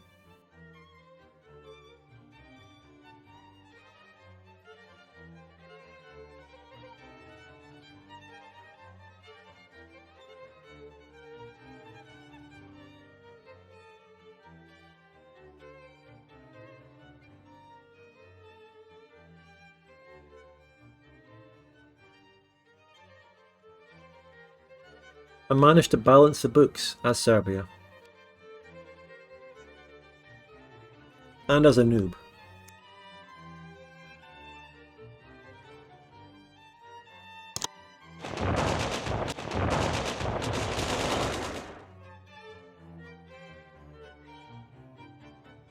Is there truly no Hungarians in Transylvania and Slovakia? Hey, have a look for yourself. You tell me. Culture? Magyar there. Magyar. Slavic? Slavic.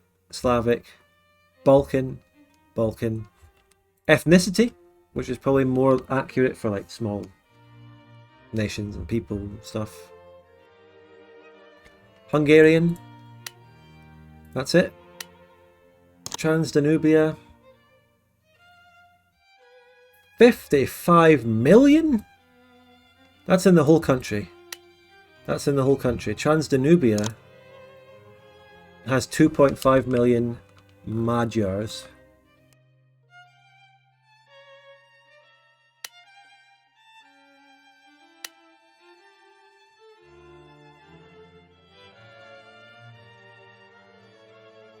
This bit of Romania here, Transylvania, only has Romanians, 100%.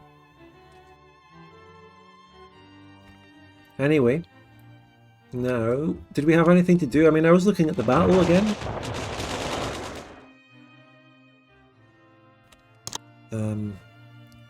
We killed one of the Ottoman militia units just now, I think. So they used to have 3 units in this battle, now they're down to 1 infantry. It's a really slow grind, that's for sure. But we must continue it, we must continue grinding. And I'm bringing a new army over to launch the next attack into Constantinople. Because these bastards just won't surrender unless you completely gain a full victory over them. So be it. I'll do it.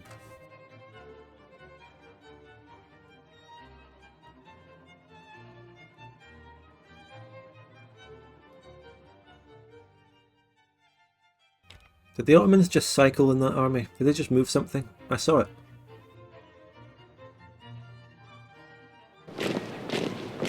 They have 3 militia here and 1 infantry, mate. Are they building units? Can I call... Now, how do you call allies into wars? Come on. I really want Russia to just join this. I don't know how to do it. I'm allied to these people. Can you give me financial aid? Can I request financial aid? 50 a turn. No. I mean, how am I supposed to know how much Russia is willing to give me? That's why I'm talking about adding a little bit more in terms of the diplomacy to show what they might accept, what they might not accept. I would actually go for a bit of a total war sort of diplomatic system. Like, it makes sense for a turn-based game. The sort of diplomatic system in Total War doesn't make sense for a real-time game, because in real-time games you're making like real-time decisions. Like, you offer this, they have the option to accept or decline at the time. In turn-based games, you build up a deal of stuff and then see if they agree or disagree when it's their turn.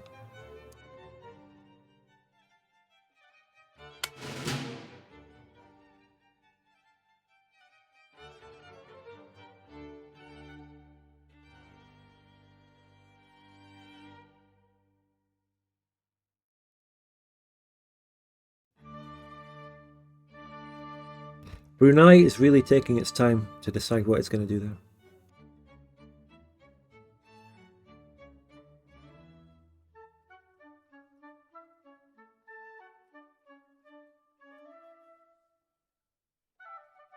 Greek nationalists, they'll get taken care of, it's fine. I've got 5 infantry here to just... You move there, defend that for now. What was I going to do? I was building something. I was building a building. My mill in Skopje is going to be done in a turn. So that's good. And otherwise, the battle continues. Their health is decreasing rapidly. My health isn't going down much. It's on 47. It just went down to 44. We just reduced it by 3. We're winning.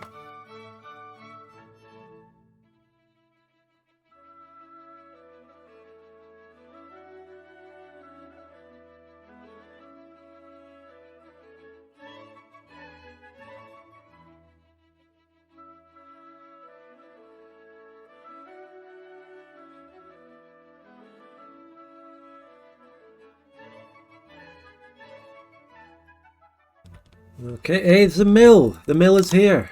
We've got it. In Skopje. The capital of... You know the name of the country, chat? And we can produce textiles for 5 food and 5 coal, which just gives me 25 gold. And it's not really that much now, is it? But it's nice. And it pays taxes as well. Now, I've got a great new army here. 2 militia, 1 militia, 2 infantry, 2 machine guns. Oh my god, the Ottomans has a lot in Constantinople. Fuck. Don't attack it. Don't actually attack that. Maybe bring up the rest of my reinforcements.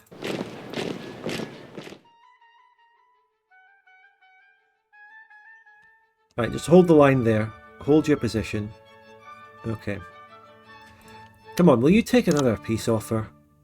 Offer peace, status quo, borders as they are. What I've conquered so far, no. What are they doing? It doesn't make sense for an AI, you know. They should accept limited pieces. But then again, when the actual World War I starts, people shouldn't accept limited pieces. They need to find a way to differentiate that. In limited wars, they should accept limited pieces. I mean, the Tripoli War between Italy and Turkey was small and was resolved with a limited peace. They should do that again.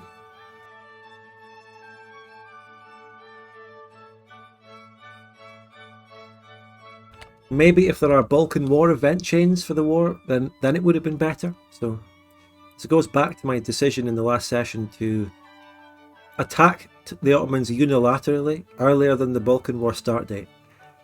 So that decision could be coming back to bite me. But I don't know. I asked it ad nauseum at the time and no one knew. So I'm just going. The chat were demanding me to do the attack. I'm telling you, I blame the chat again. It's their fault for this. Now, we're running out of food. I need to increase my food order again. Alright, Switzerland. Can I increase this? Do you have enough? Do you have that money? Do you have that much? I don't think they have enough. Food. World market. Who's buying? British India. Who's buying for 1 real capacity?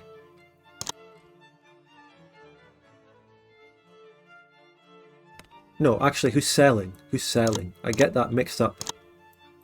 I think there should probably be a different UI menu for buying and selling stuff. It's complicated because it's them that's selling, therefore I'm buying. Right? So it's difficult to keep track of that. How much food do I need? I don't know. It hasn't updated after I cancelled that trade.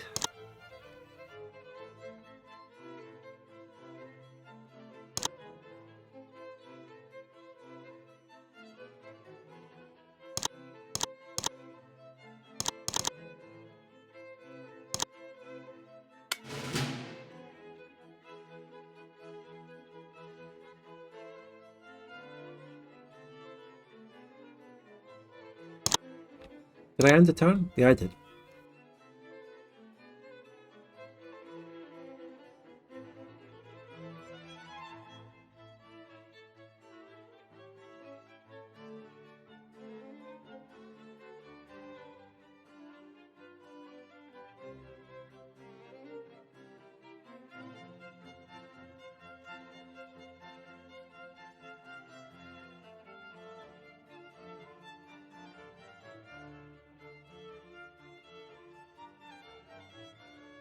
Okay, order stored.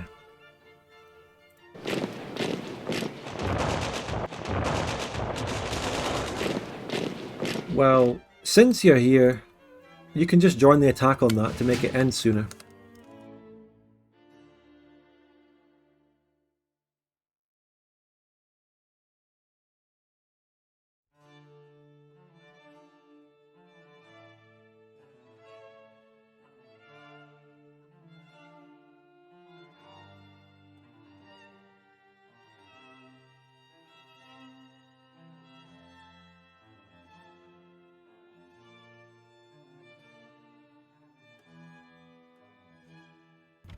So Mexico.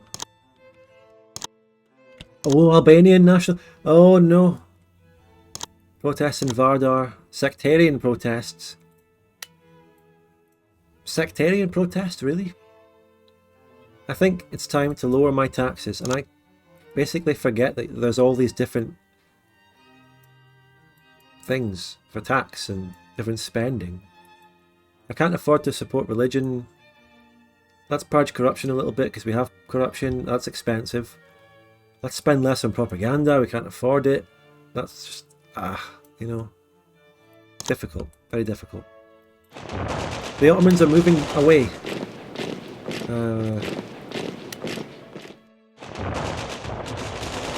Right, just end the turn.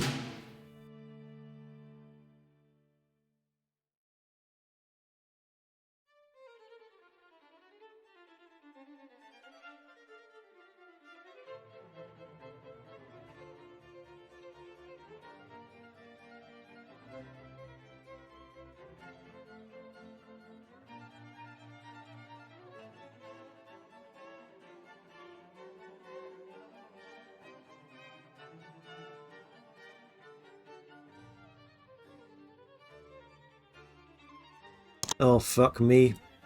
This is the part where all the complicated internal management shit is going to just ruin my game. Because I've got no idea how to manage that. Because this war is just going on endlessly for no reason. And it will never end. And there's nothing I can do but end the turn.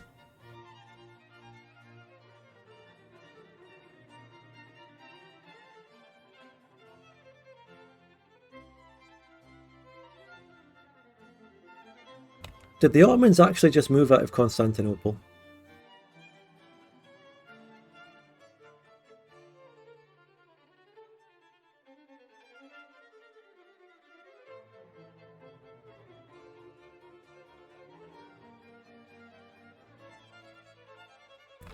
It appears they did. It appears they just did. Move there then. Move there. Move there. Let's revise my food trade deal. Trade agreements for food. Am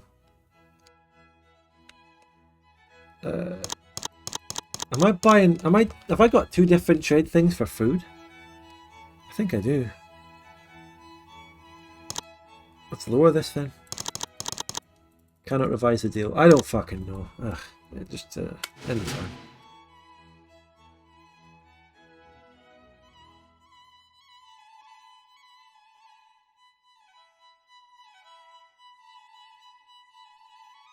Well, that's the AI in this game then. That's the AI. The AI is what the fuck is happening in Kosovo? Or North Albania. What the fuck is that?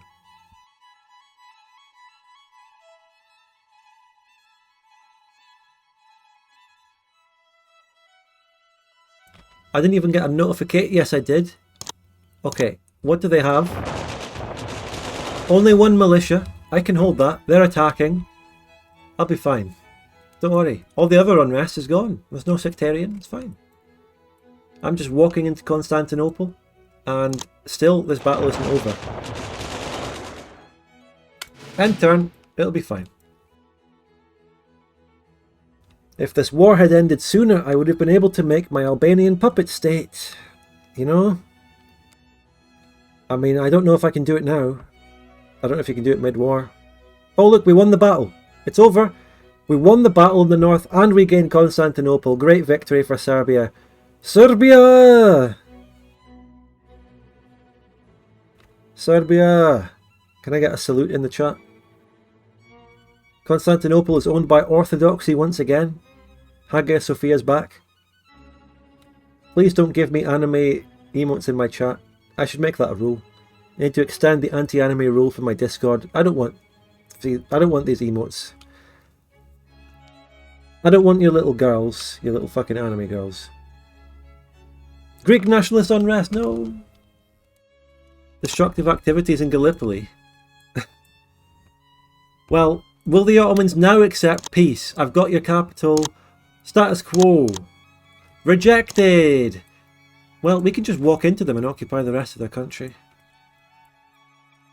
I mean, this province is also open. Marmara is open. Shall I?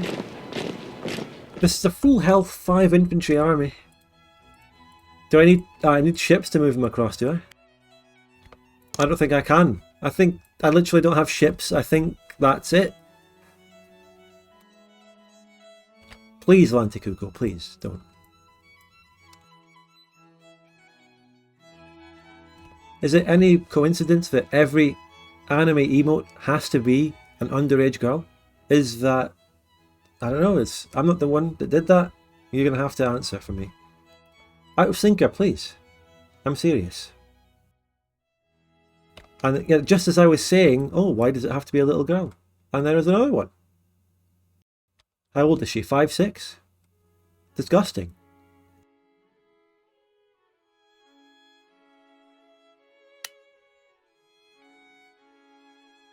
Give me some Among Us emotes, that's more like it. Now, what do we have? Does Adrianople have anything? It's got low real density and farming.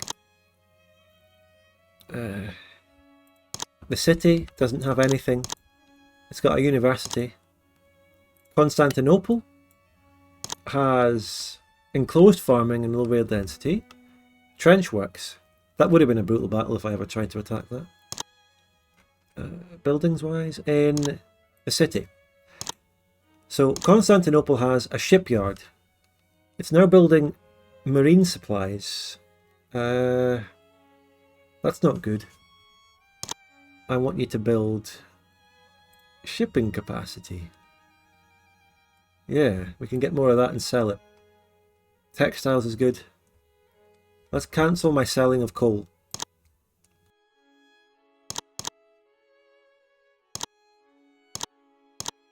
Wasn't I selling coal?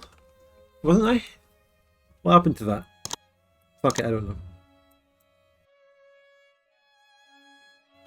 Man plays Paradox Strategies MP and is still scared of anime. And what do you mean by that? I've managed to get by pretty well over these years. I mean, the people with actual unironic anime profile, like little girl anime profile pics, tend to be cast out of these groups, and they don't tend to do well, and they tend to be very like awkward, nervous people who don't really do well in multiplayer anyway, so you know, it's pretty self-correcting, I would say.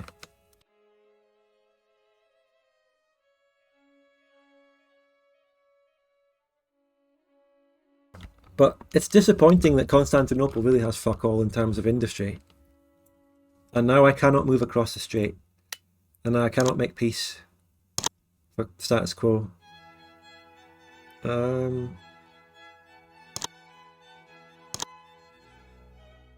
I would maybe do it if there was a way that I could amend the deal so I'm only taking this bit up to here, and I'd leave them a bit of that so that maybe they would accept. Because, I mean, Adrianople and Constantinople don't even have much. It's not that much to even take, and it would be rebellious anyway. So I don't know what to do about it. They don't accept peace. I can't move across the strait. I don't know the naval mechanics. I wouldn't know how to do it. I could try loading onto troop ships, but there's Ottoman fleets right there, where they have about 4 or 5 or 6 cruisers, right there. And the Italian fleet is here. Can I see who they're at war with? Is Italy at war with the Ottomans? What are they doing here?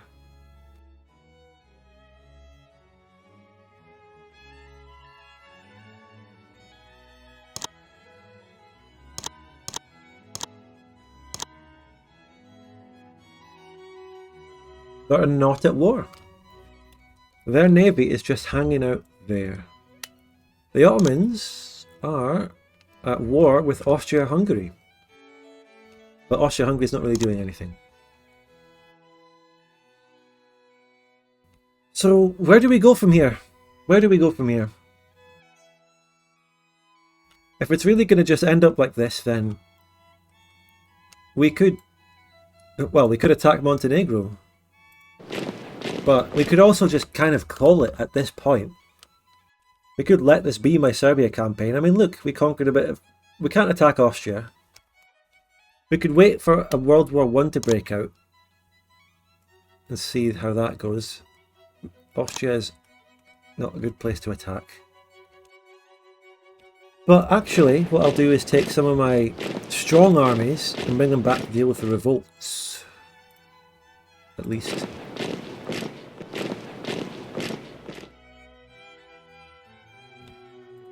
Leave troops in Constantinople to guard it.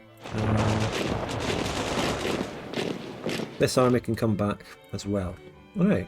And this artillery can sit in Constantinople. I'll never really get to use it. Didn't I have another artillery piece somewhere? Oh well. Maybe the Albanians stole it. That big, don't remind me of that. Don't remind me. I know it's fucked, and I am depressed that that few people will watch it, okay? Like, I could get about 3 or 4 times the views by playing Victoria 3, even though everyone hates that game, and this is a competitor to Paradox. Like I've said, my audience doesn't, support me when I try something different. They'll watch me complain about Vic 3, which is all fine, and I'm glad they do. But these same people don't turn out so much when I try to find something alternative to Victoria 3. Yeah. It's shite. It's depressing. But on a serious note, I probably will do a stream of Victoria 3 when the final patch for their beta comes out. I'll probably do it because I do want to see this beta. And we'll talk about it and stuff like that. Because an MP of this and release it as a video on your channel. Yeah, but I have to organise a multiplayer game, which takes a lot of time and effort. And who has this game? I don't know. How do I even organise that? And all that stuff. And then I have to play it. Don't know how the game works in multiplayer. It might just not work. Might be shit. And then I would have to edit. That's like a month-long project you're talking there. Maybe even 2 months. Because while I'm doing all that, while I'm organising the multiplayer and playing this, I do have to continue my regular content at the same time. I can't put it on hold for this. It would have to be a very, very side thing. But, at this point, with these viewers, I think I'd rather call the stream soon and work on Bavaria Part 11. That's a much better use of my time in terms of this job. 3 subs, it's alright. I'll take it. Thank you.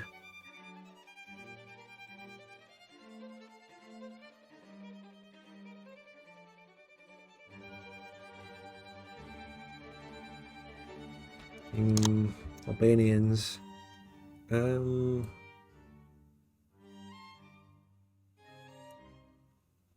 Yeah, I mean, this situation in the game anyway, with the Ottomans not piecing out, is fucked, so it makes it so there's really not much I can actually do in this particular playthrough. So I can basically just end the playthrough at that point. And I do like this game, and I would play it, but I cannot stream it because my viewers don't support it. So it's as simple as that.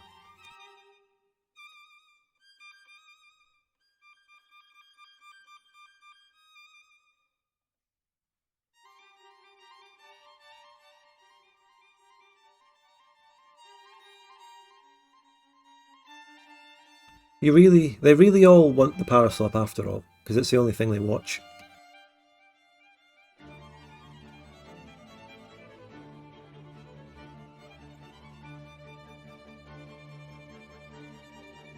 And now we're getting to the point where, what am I even doing in the game as well? Like I'm just ending the turns.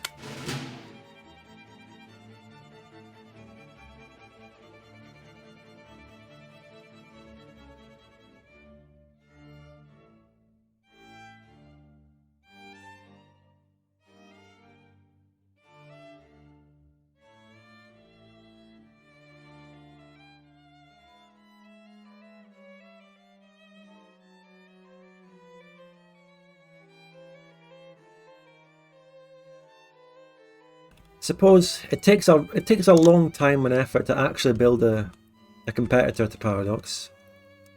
It takes a long time. They have to build up a brand. They have to do everything to reach the point. You know. Well, what am I even doing in this game now? You know, I'm probably just going to call it soon. I feel like offer peace, status quo, rejected. Can't walk across.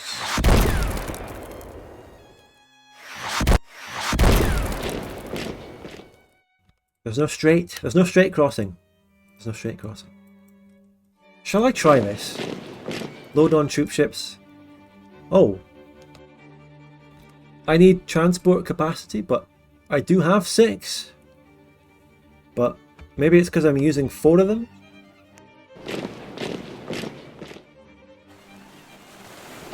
Right, you come here. I don't know. Is there something we can try here? Are we going to have to pull off a whole Alexander the Great just to piece this war out? Persian Empire wouldn't surrender, so he went all the way to fucking India.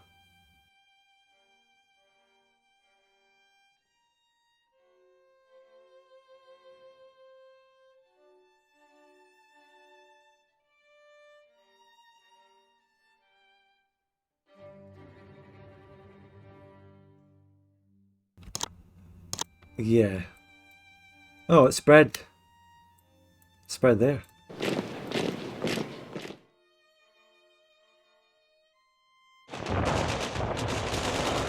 I'm losing this battle. I am fucking losing this battle. I'm actually the one attacking. I'm actually the one attacking. It's misleading because I think of it in terms of the left is attacking and the right is attacking on the map. But it's not at all. That's misleading. I'm attacking and I'm dying. I'm militia.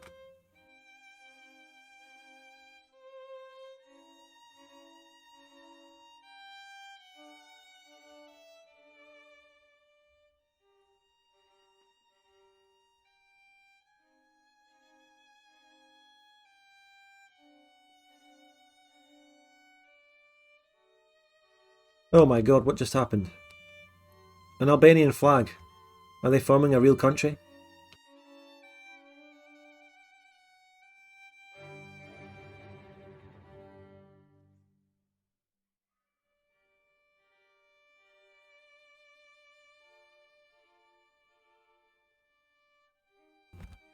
Bulgaria demobilizes. Albanian Republic. And now there's a war. I'm calling my allies. Bulgaria joined me. Montenegro joined me. Russia joined me. France joined me. Oh.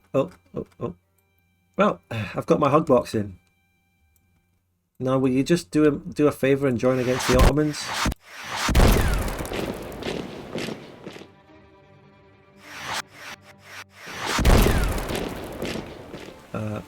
Actually, wait. Can I split?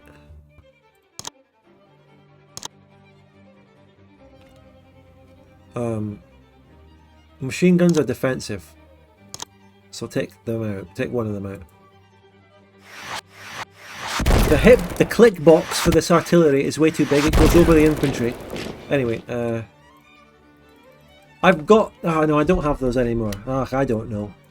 Fuck it. I don't fucking know. I can't transport them.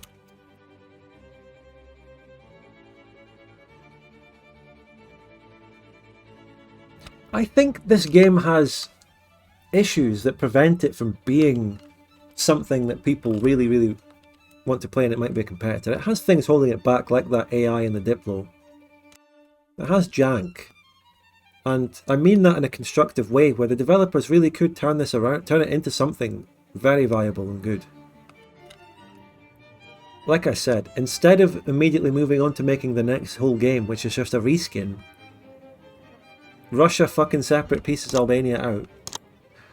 Instead of doing the reskin and making a new game, if they iron out the problems in this one, and focus on making one game work really well.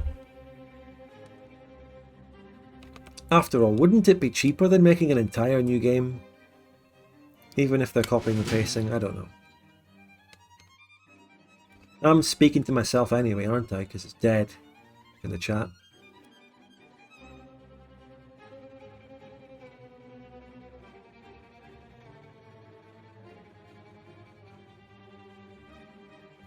That's true as well. The performance is a downside. This game has no right to perform this slowly and get 10 FPS when I'm moving around the map.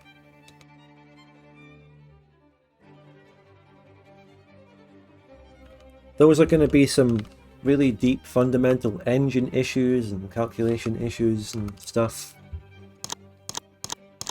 Just poor optimization, I would assume.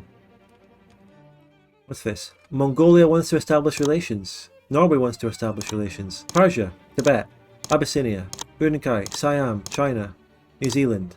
Okay. Serbia is doing great diplomacy.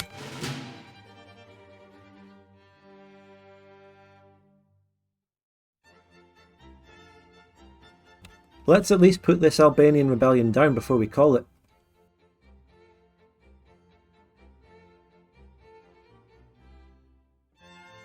If I don't run out of money before that, fucking hell.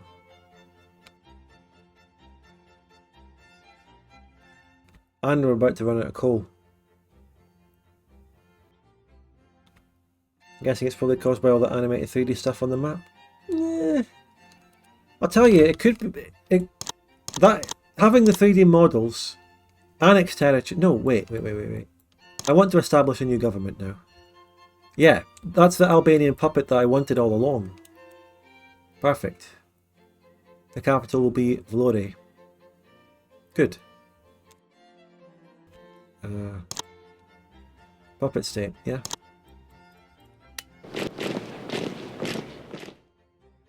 Join the attack, lads. Scream if you love Serbia, everyone. Subscribe to the channel or use the tip link. I haven't had a tip for fucking, like, ages. And it's the best way to support this channel. This is something as well, I mean, fucking hell, people are such consumers. When there's a clear way to support the channel without giving half your money to Twitch, there it is. People would still rather give half their money to Twitch. I'm like, why? Like, I encourage subbing, of course, but think about it. Why? Here's an opportunity to have a competitor to Paradox, but you'd much rather... Like, people just want the fucking...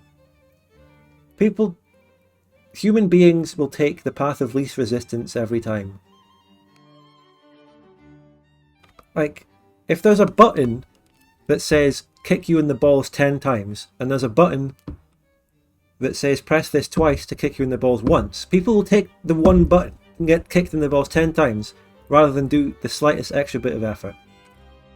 People will always take the path of least resistance. You're like fucking lightning, electricity. And it's just a sad fact. Sad facts. Instant gratification, yeah. Fucking hell.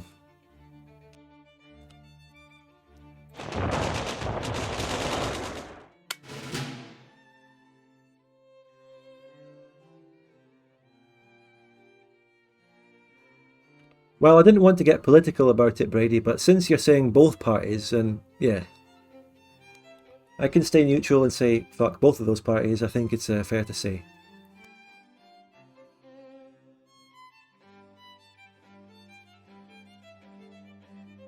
Can we beat Albania before I go bankrupt? Is there a way out of this bankruptcy? I can stop importing food, because I've got enough. I've got a lot of metal. I've run out of coal, but I've got a lot of metal. I need to rejig the economy if I were playing seriously. Greek national unrest. Textiles costs 5 coal. Just...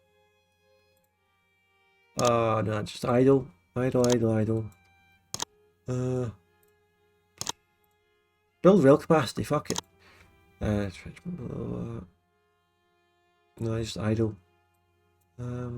What's my coal being used on? Stop that shipping capacity. You idle. That's fine.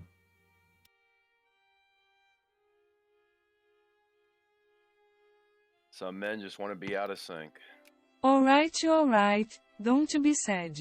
Here's a pound. There you go. Thank you, Debt Break, for the pound. One step closer to sorting these problems, finding a competitor to Paradox, and encouraging better consumer behaviour. We're going to do it. £1 at a time. Now, turn off the trade. Oh, food, right. Both of them, cancel. We're going to go bankrupt in 3 turns. Can we beat Albania before 3 turns? Like a gigantic mega army versus 1 militia. Can we win that? And this land, does it have any fortifications? No. It's got level 1 trench works. Come on. No way. I've got 2 rail capacity. Can I sell my rail capacity? Rail capacity. Who's buying rail capacity? How much does it cost? Austria's buying. I'll give you 2. 30. Oh, it's really cheap. It's shite. I'll do a one-off trade. If I'll get 32 gold back. Oh, fuck. We're going bankrupt.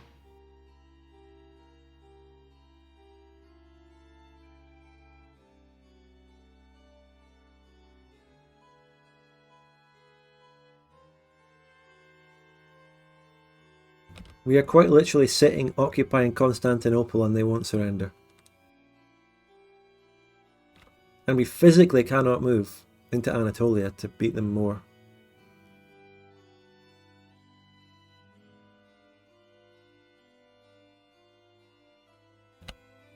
Okay, yes. Hey, Belgium!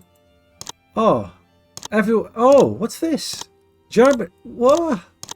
What the fuck? Okay, this game is mental. What is the AI doing in this game? They're giving me gold. What? Why? Why, though? Why? Even all those grants are barely enough to put me in the green. I'm making 101. That'll go back down when I have to start buying food again. You know? The cost of living crisis.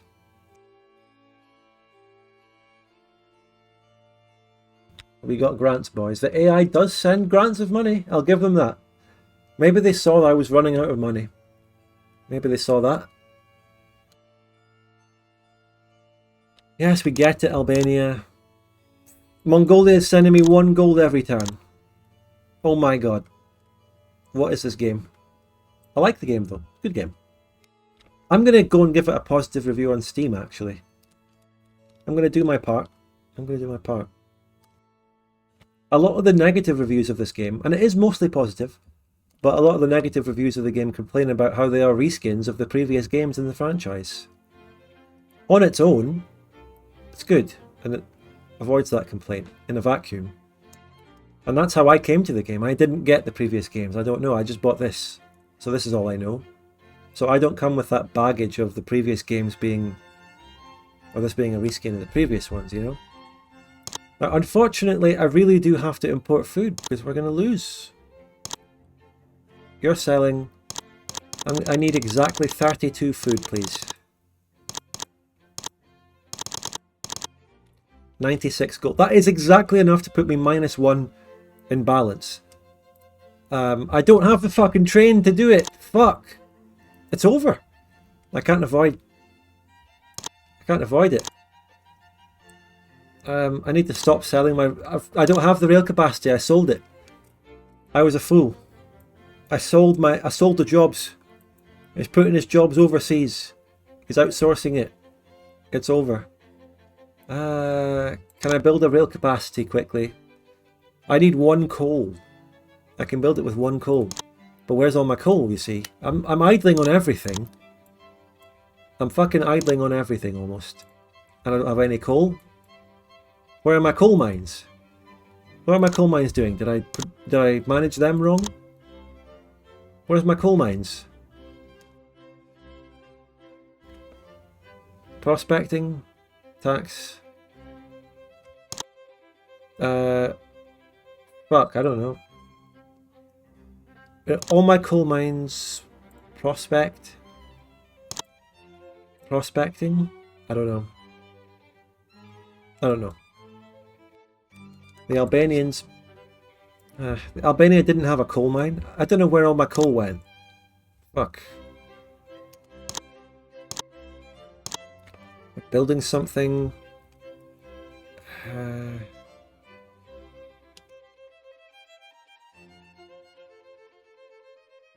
Michael, well, where'd my coal go?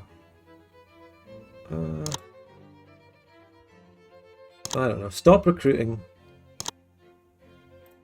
Stop recruiting infantry.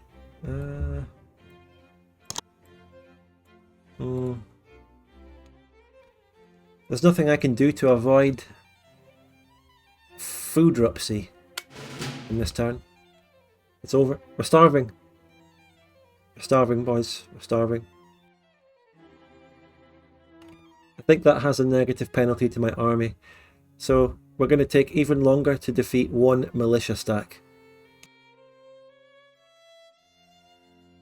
It's the urban battle of Pristina. No, not Pristina. That's the one in Kosovo. What's the capital of Albania again? Fucking... Tirana. The urban battle of Tirana. Clearing street by street. Armenian autonomy. Oh, this is the good ending. Oh, that's nice. Yeah. Very nice. Good ending. Look, I'm making plus 14 coal now all of a sudden.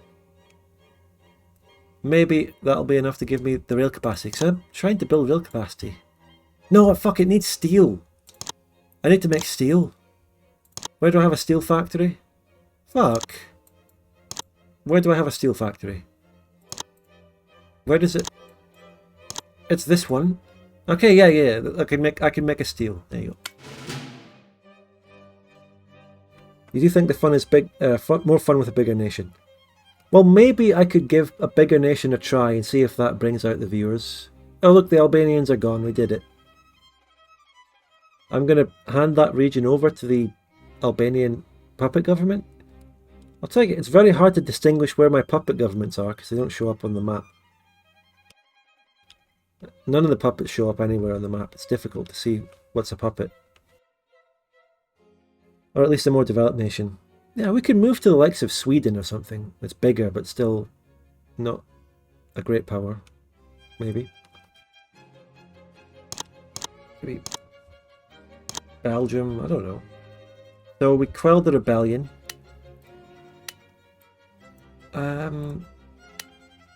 Where's my puppet?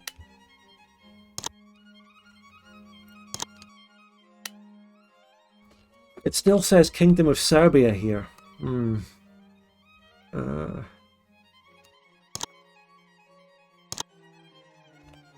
Maybe I don't have it. Maybe I don't. Let's try one more peace with the Ottomans. Offer peace. Status quo. Rejected. There's not even any way of calling Russia in. It's a real impasse there. So I might call it here. I mean, I have streamed for 2 hours and a half anyway. It's a solid amount of time. And we really did learn a bit more about the game in this. So it was, I mean, despite what I think was a sad low viewer count, still was a productive one. And I did have fun talking to you. So I'll take it. And I'll still have some time this evening to edit more of Bavaria Part 11. Which, as for when that comes out, I might just say Bavaria Part 11 will come out next week. It's a pretty complicated one to edit, so there's a lot going into it, so maybe I'll just do that to give it a real time for backlog. And yeah, I think because the output has been very high recently. I mean, part 10 was big, 40-minute banger. I might just... Yeah. I don't think I could get... I don't think I would be able to get Bavaria Part 11 done for tomorrow anyway, or Saturday. So I don't think I could get it for my typical release day on Friday or Saturday, or possibly I would get it done on Sunday. So for that reason, I think I'll just let it roll over to the next week and become the next Friday upload. You see, that also does give it time to be, you know, reviewed if it needs to be monetized and all that. I think it's very safe, takes stress off me. Yeah. I don't really have to explain why I'm delaying a Bavaria Part 11 until next week, but I thought I might as well just let you know while we're here. You know, those few people who have turned out for this stream deserve the insider information that I'm telling you right now. If you're here, then you're part of an elite who actually turns out to try and watch a Paradox competitor. You deserve a little behind the scenes glance at my video production. Yeah, how about that? So, making history, the First World War, is a very good old school style grand strategy game in the vein of classic good old Victoria 2, Hearts of Iron 2 past games. I like it. It has a lot of good things going for it. The downside, the critical, you know, the constructive criticism, is that it has a few things holding it back, such as bad AI, bad performance, and perhaps a little bit more jank here and there. But it's just got solid mechanics. The war is solid, the economy is good and solid, and the map is really nice. The map looks really nice. The 3D models on the ground look really nice. The UI works for me. So I'm positive, very positive about this game. And it's underrated. It deserves a bit more awareness among grand strategy gamers, the general Paradox community. It doesn't have to be an anti-Paradox thing at all. It doesn't have to be about finding a competitor. It could just be a good game that many Paradox players might like to check out. So, what more to say about it? I do want to come back to it. Unfortunately, trying to drag my viewers kicking and screaming into a non-Victoria 2 stream didn't work out this time. But maybe I can get them in if I play a bigger country. Or maybe, I don't know. Maybe if I could edit a video out of these two streams or something. But there was nothing absolutely insane or crazy happening. I mean, the first session had its moments. Maybe I could get something out of it and scrape together a video to put on the main channel, which would skyrocket the awareness of the game by about 10,000 to 20,000 views of it on my channel. And I think my audience, and I'm ranting here away to no one, I think my audience would appreciate this, and they would, if there was a video format instead of a stream, they would agree with me, and they would see what I mean about the competitor to Paradox stuff and an alternative, and they would be on board with that, because that's what my viewers are looking for after the experience of Vic 3. And yes, it does have multiplayer. I don't know how well it works, Michael. I don't know how stable it is, but it does have the function. It does. And as a matter of fact, I'm going to go and I'm not going to end the stream right this second. I'm going to take a save and we're going to wrap it up. But I want to just, I don't think I can show you on stream because it's got a launcher where all the settings are, but I'm just going to go into the multiplayer menu and see what it is and inform you of if it's like IP joining and all that. I'll tell you what the setup is. I'm going to go and have a look at that right now. While we're here, just to cover everything that's important. Multiplayer is important. Let's see. So if I hit multiplayer, join game. So when I click join game in the multiplayer, what you get is a list of potential servers. It's a list of servers. It's not IP. And if I click host game, I can select the scenario I can make it public or private. I can give it a password.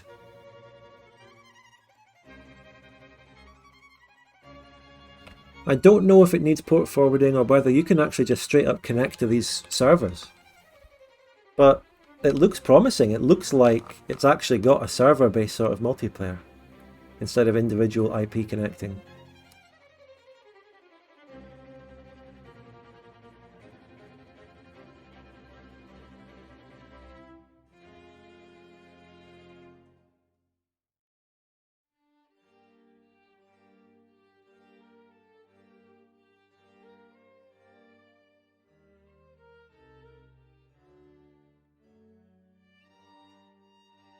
Well, there you go. There's a bit of info about the multiplayer.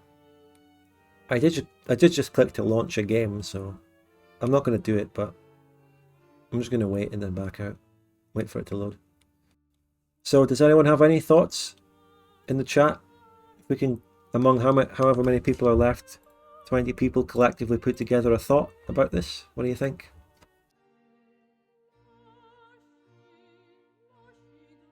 You 20 people, you have me. I'm here. You have my attention. I'm right here. You know, when the stream is busier, it's hard to get a word in, and it's hard to ask me a question, but I'm right here. Would you consider hosting an MP game? Yeah? I might do. I've already completely... Did I just join for the end? Yes. Correct.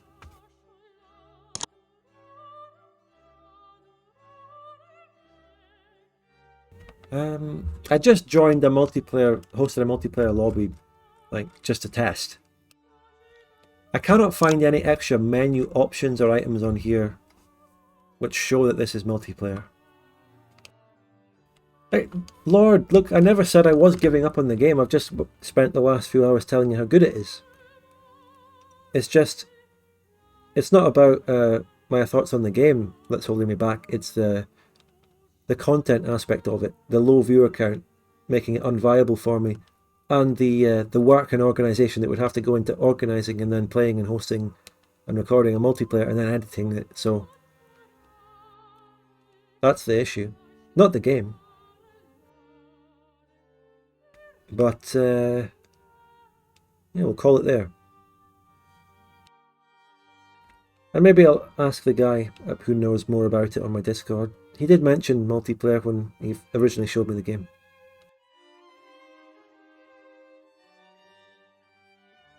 So,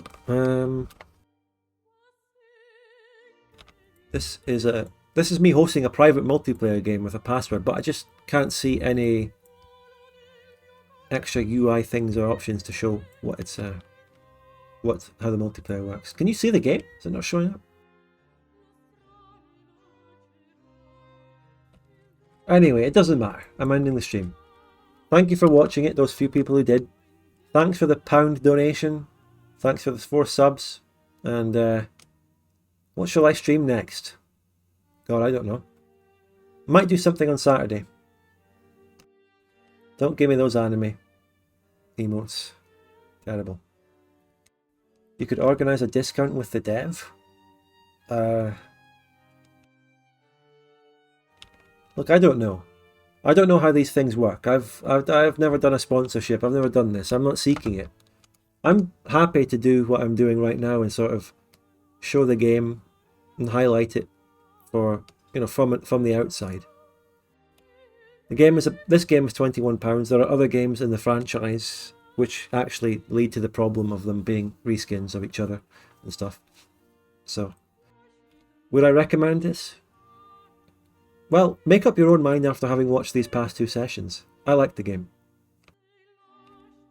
Next up in terms of overall streaming though is a TGC campaign in Vic 2, which will get me some viewers and some subs. You know, got to pay the bills. Can't spend all my time getting 20 viewers on making history, you know. Thank you very much, everyone. I enjoyed the stream, don't get me wrong. I enjoyed it anyway, okay? Thank you very much, everyone. Have a good day, have a good night. And I'll see you possibly on Saturday for something. Depending on various plans, it could be open TTD. I don't know. We'll see. Okay. Thanks, everyone. Bye.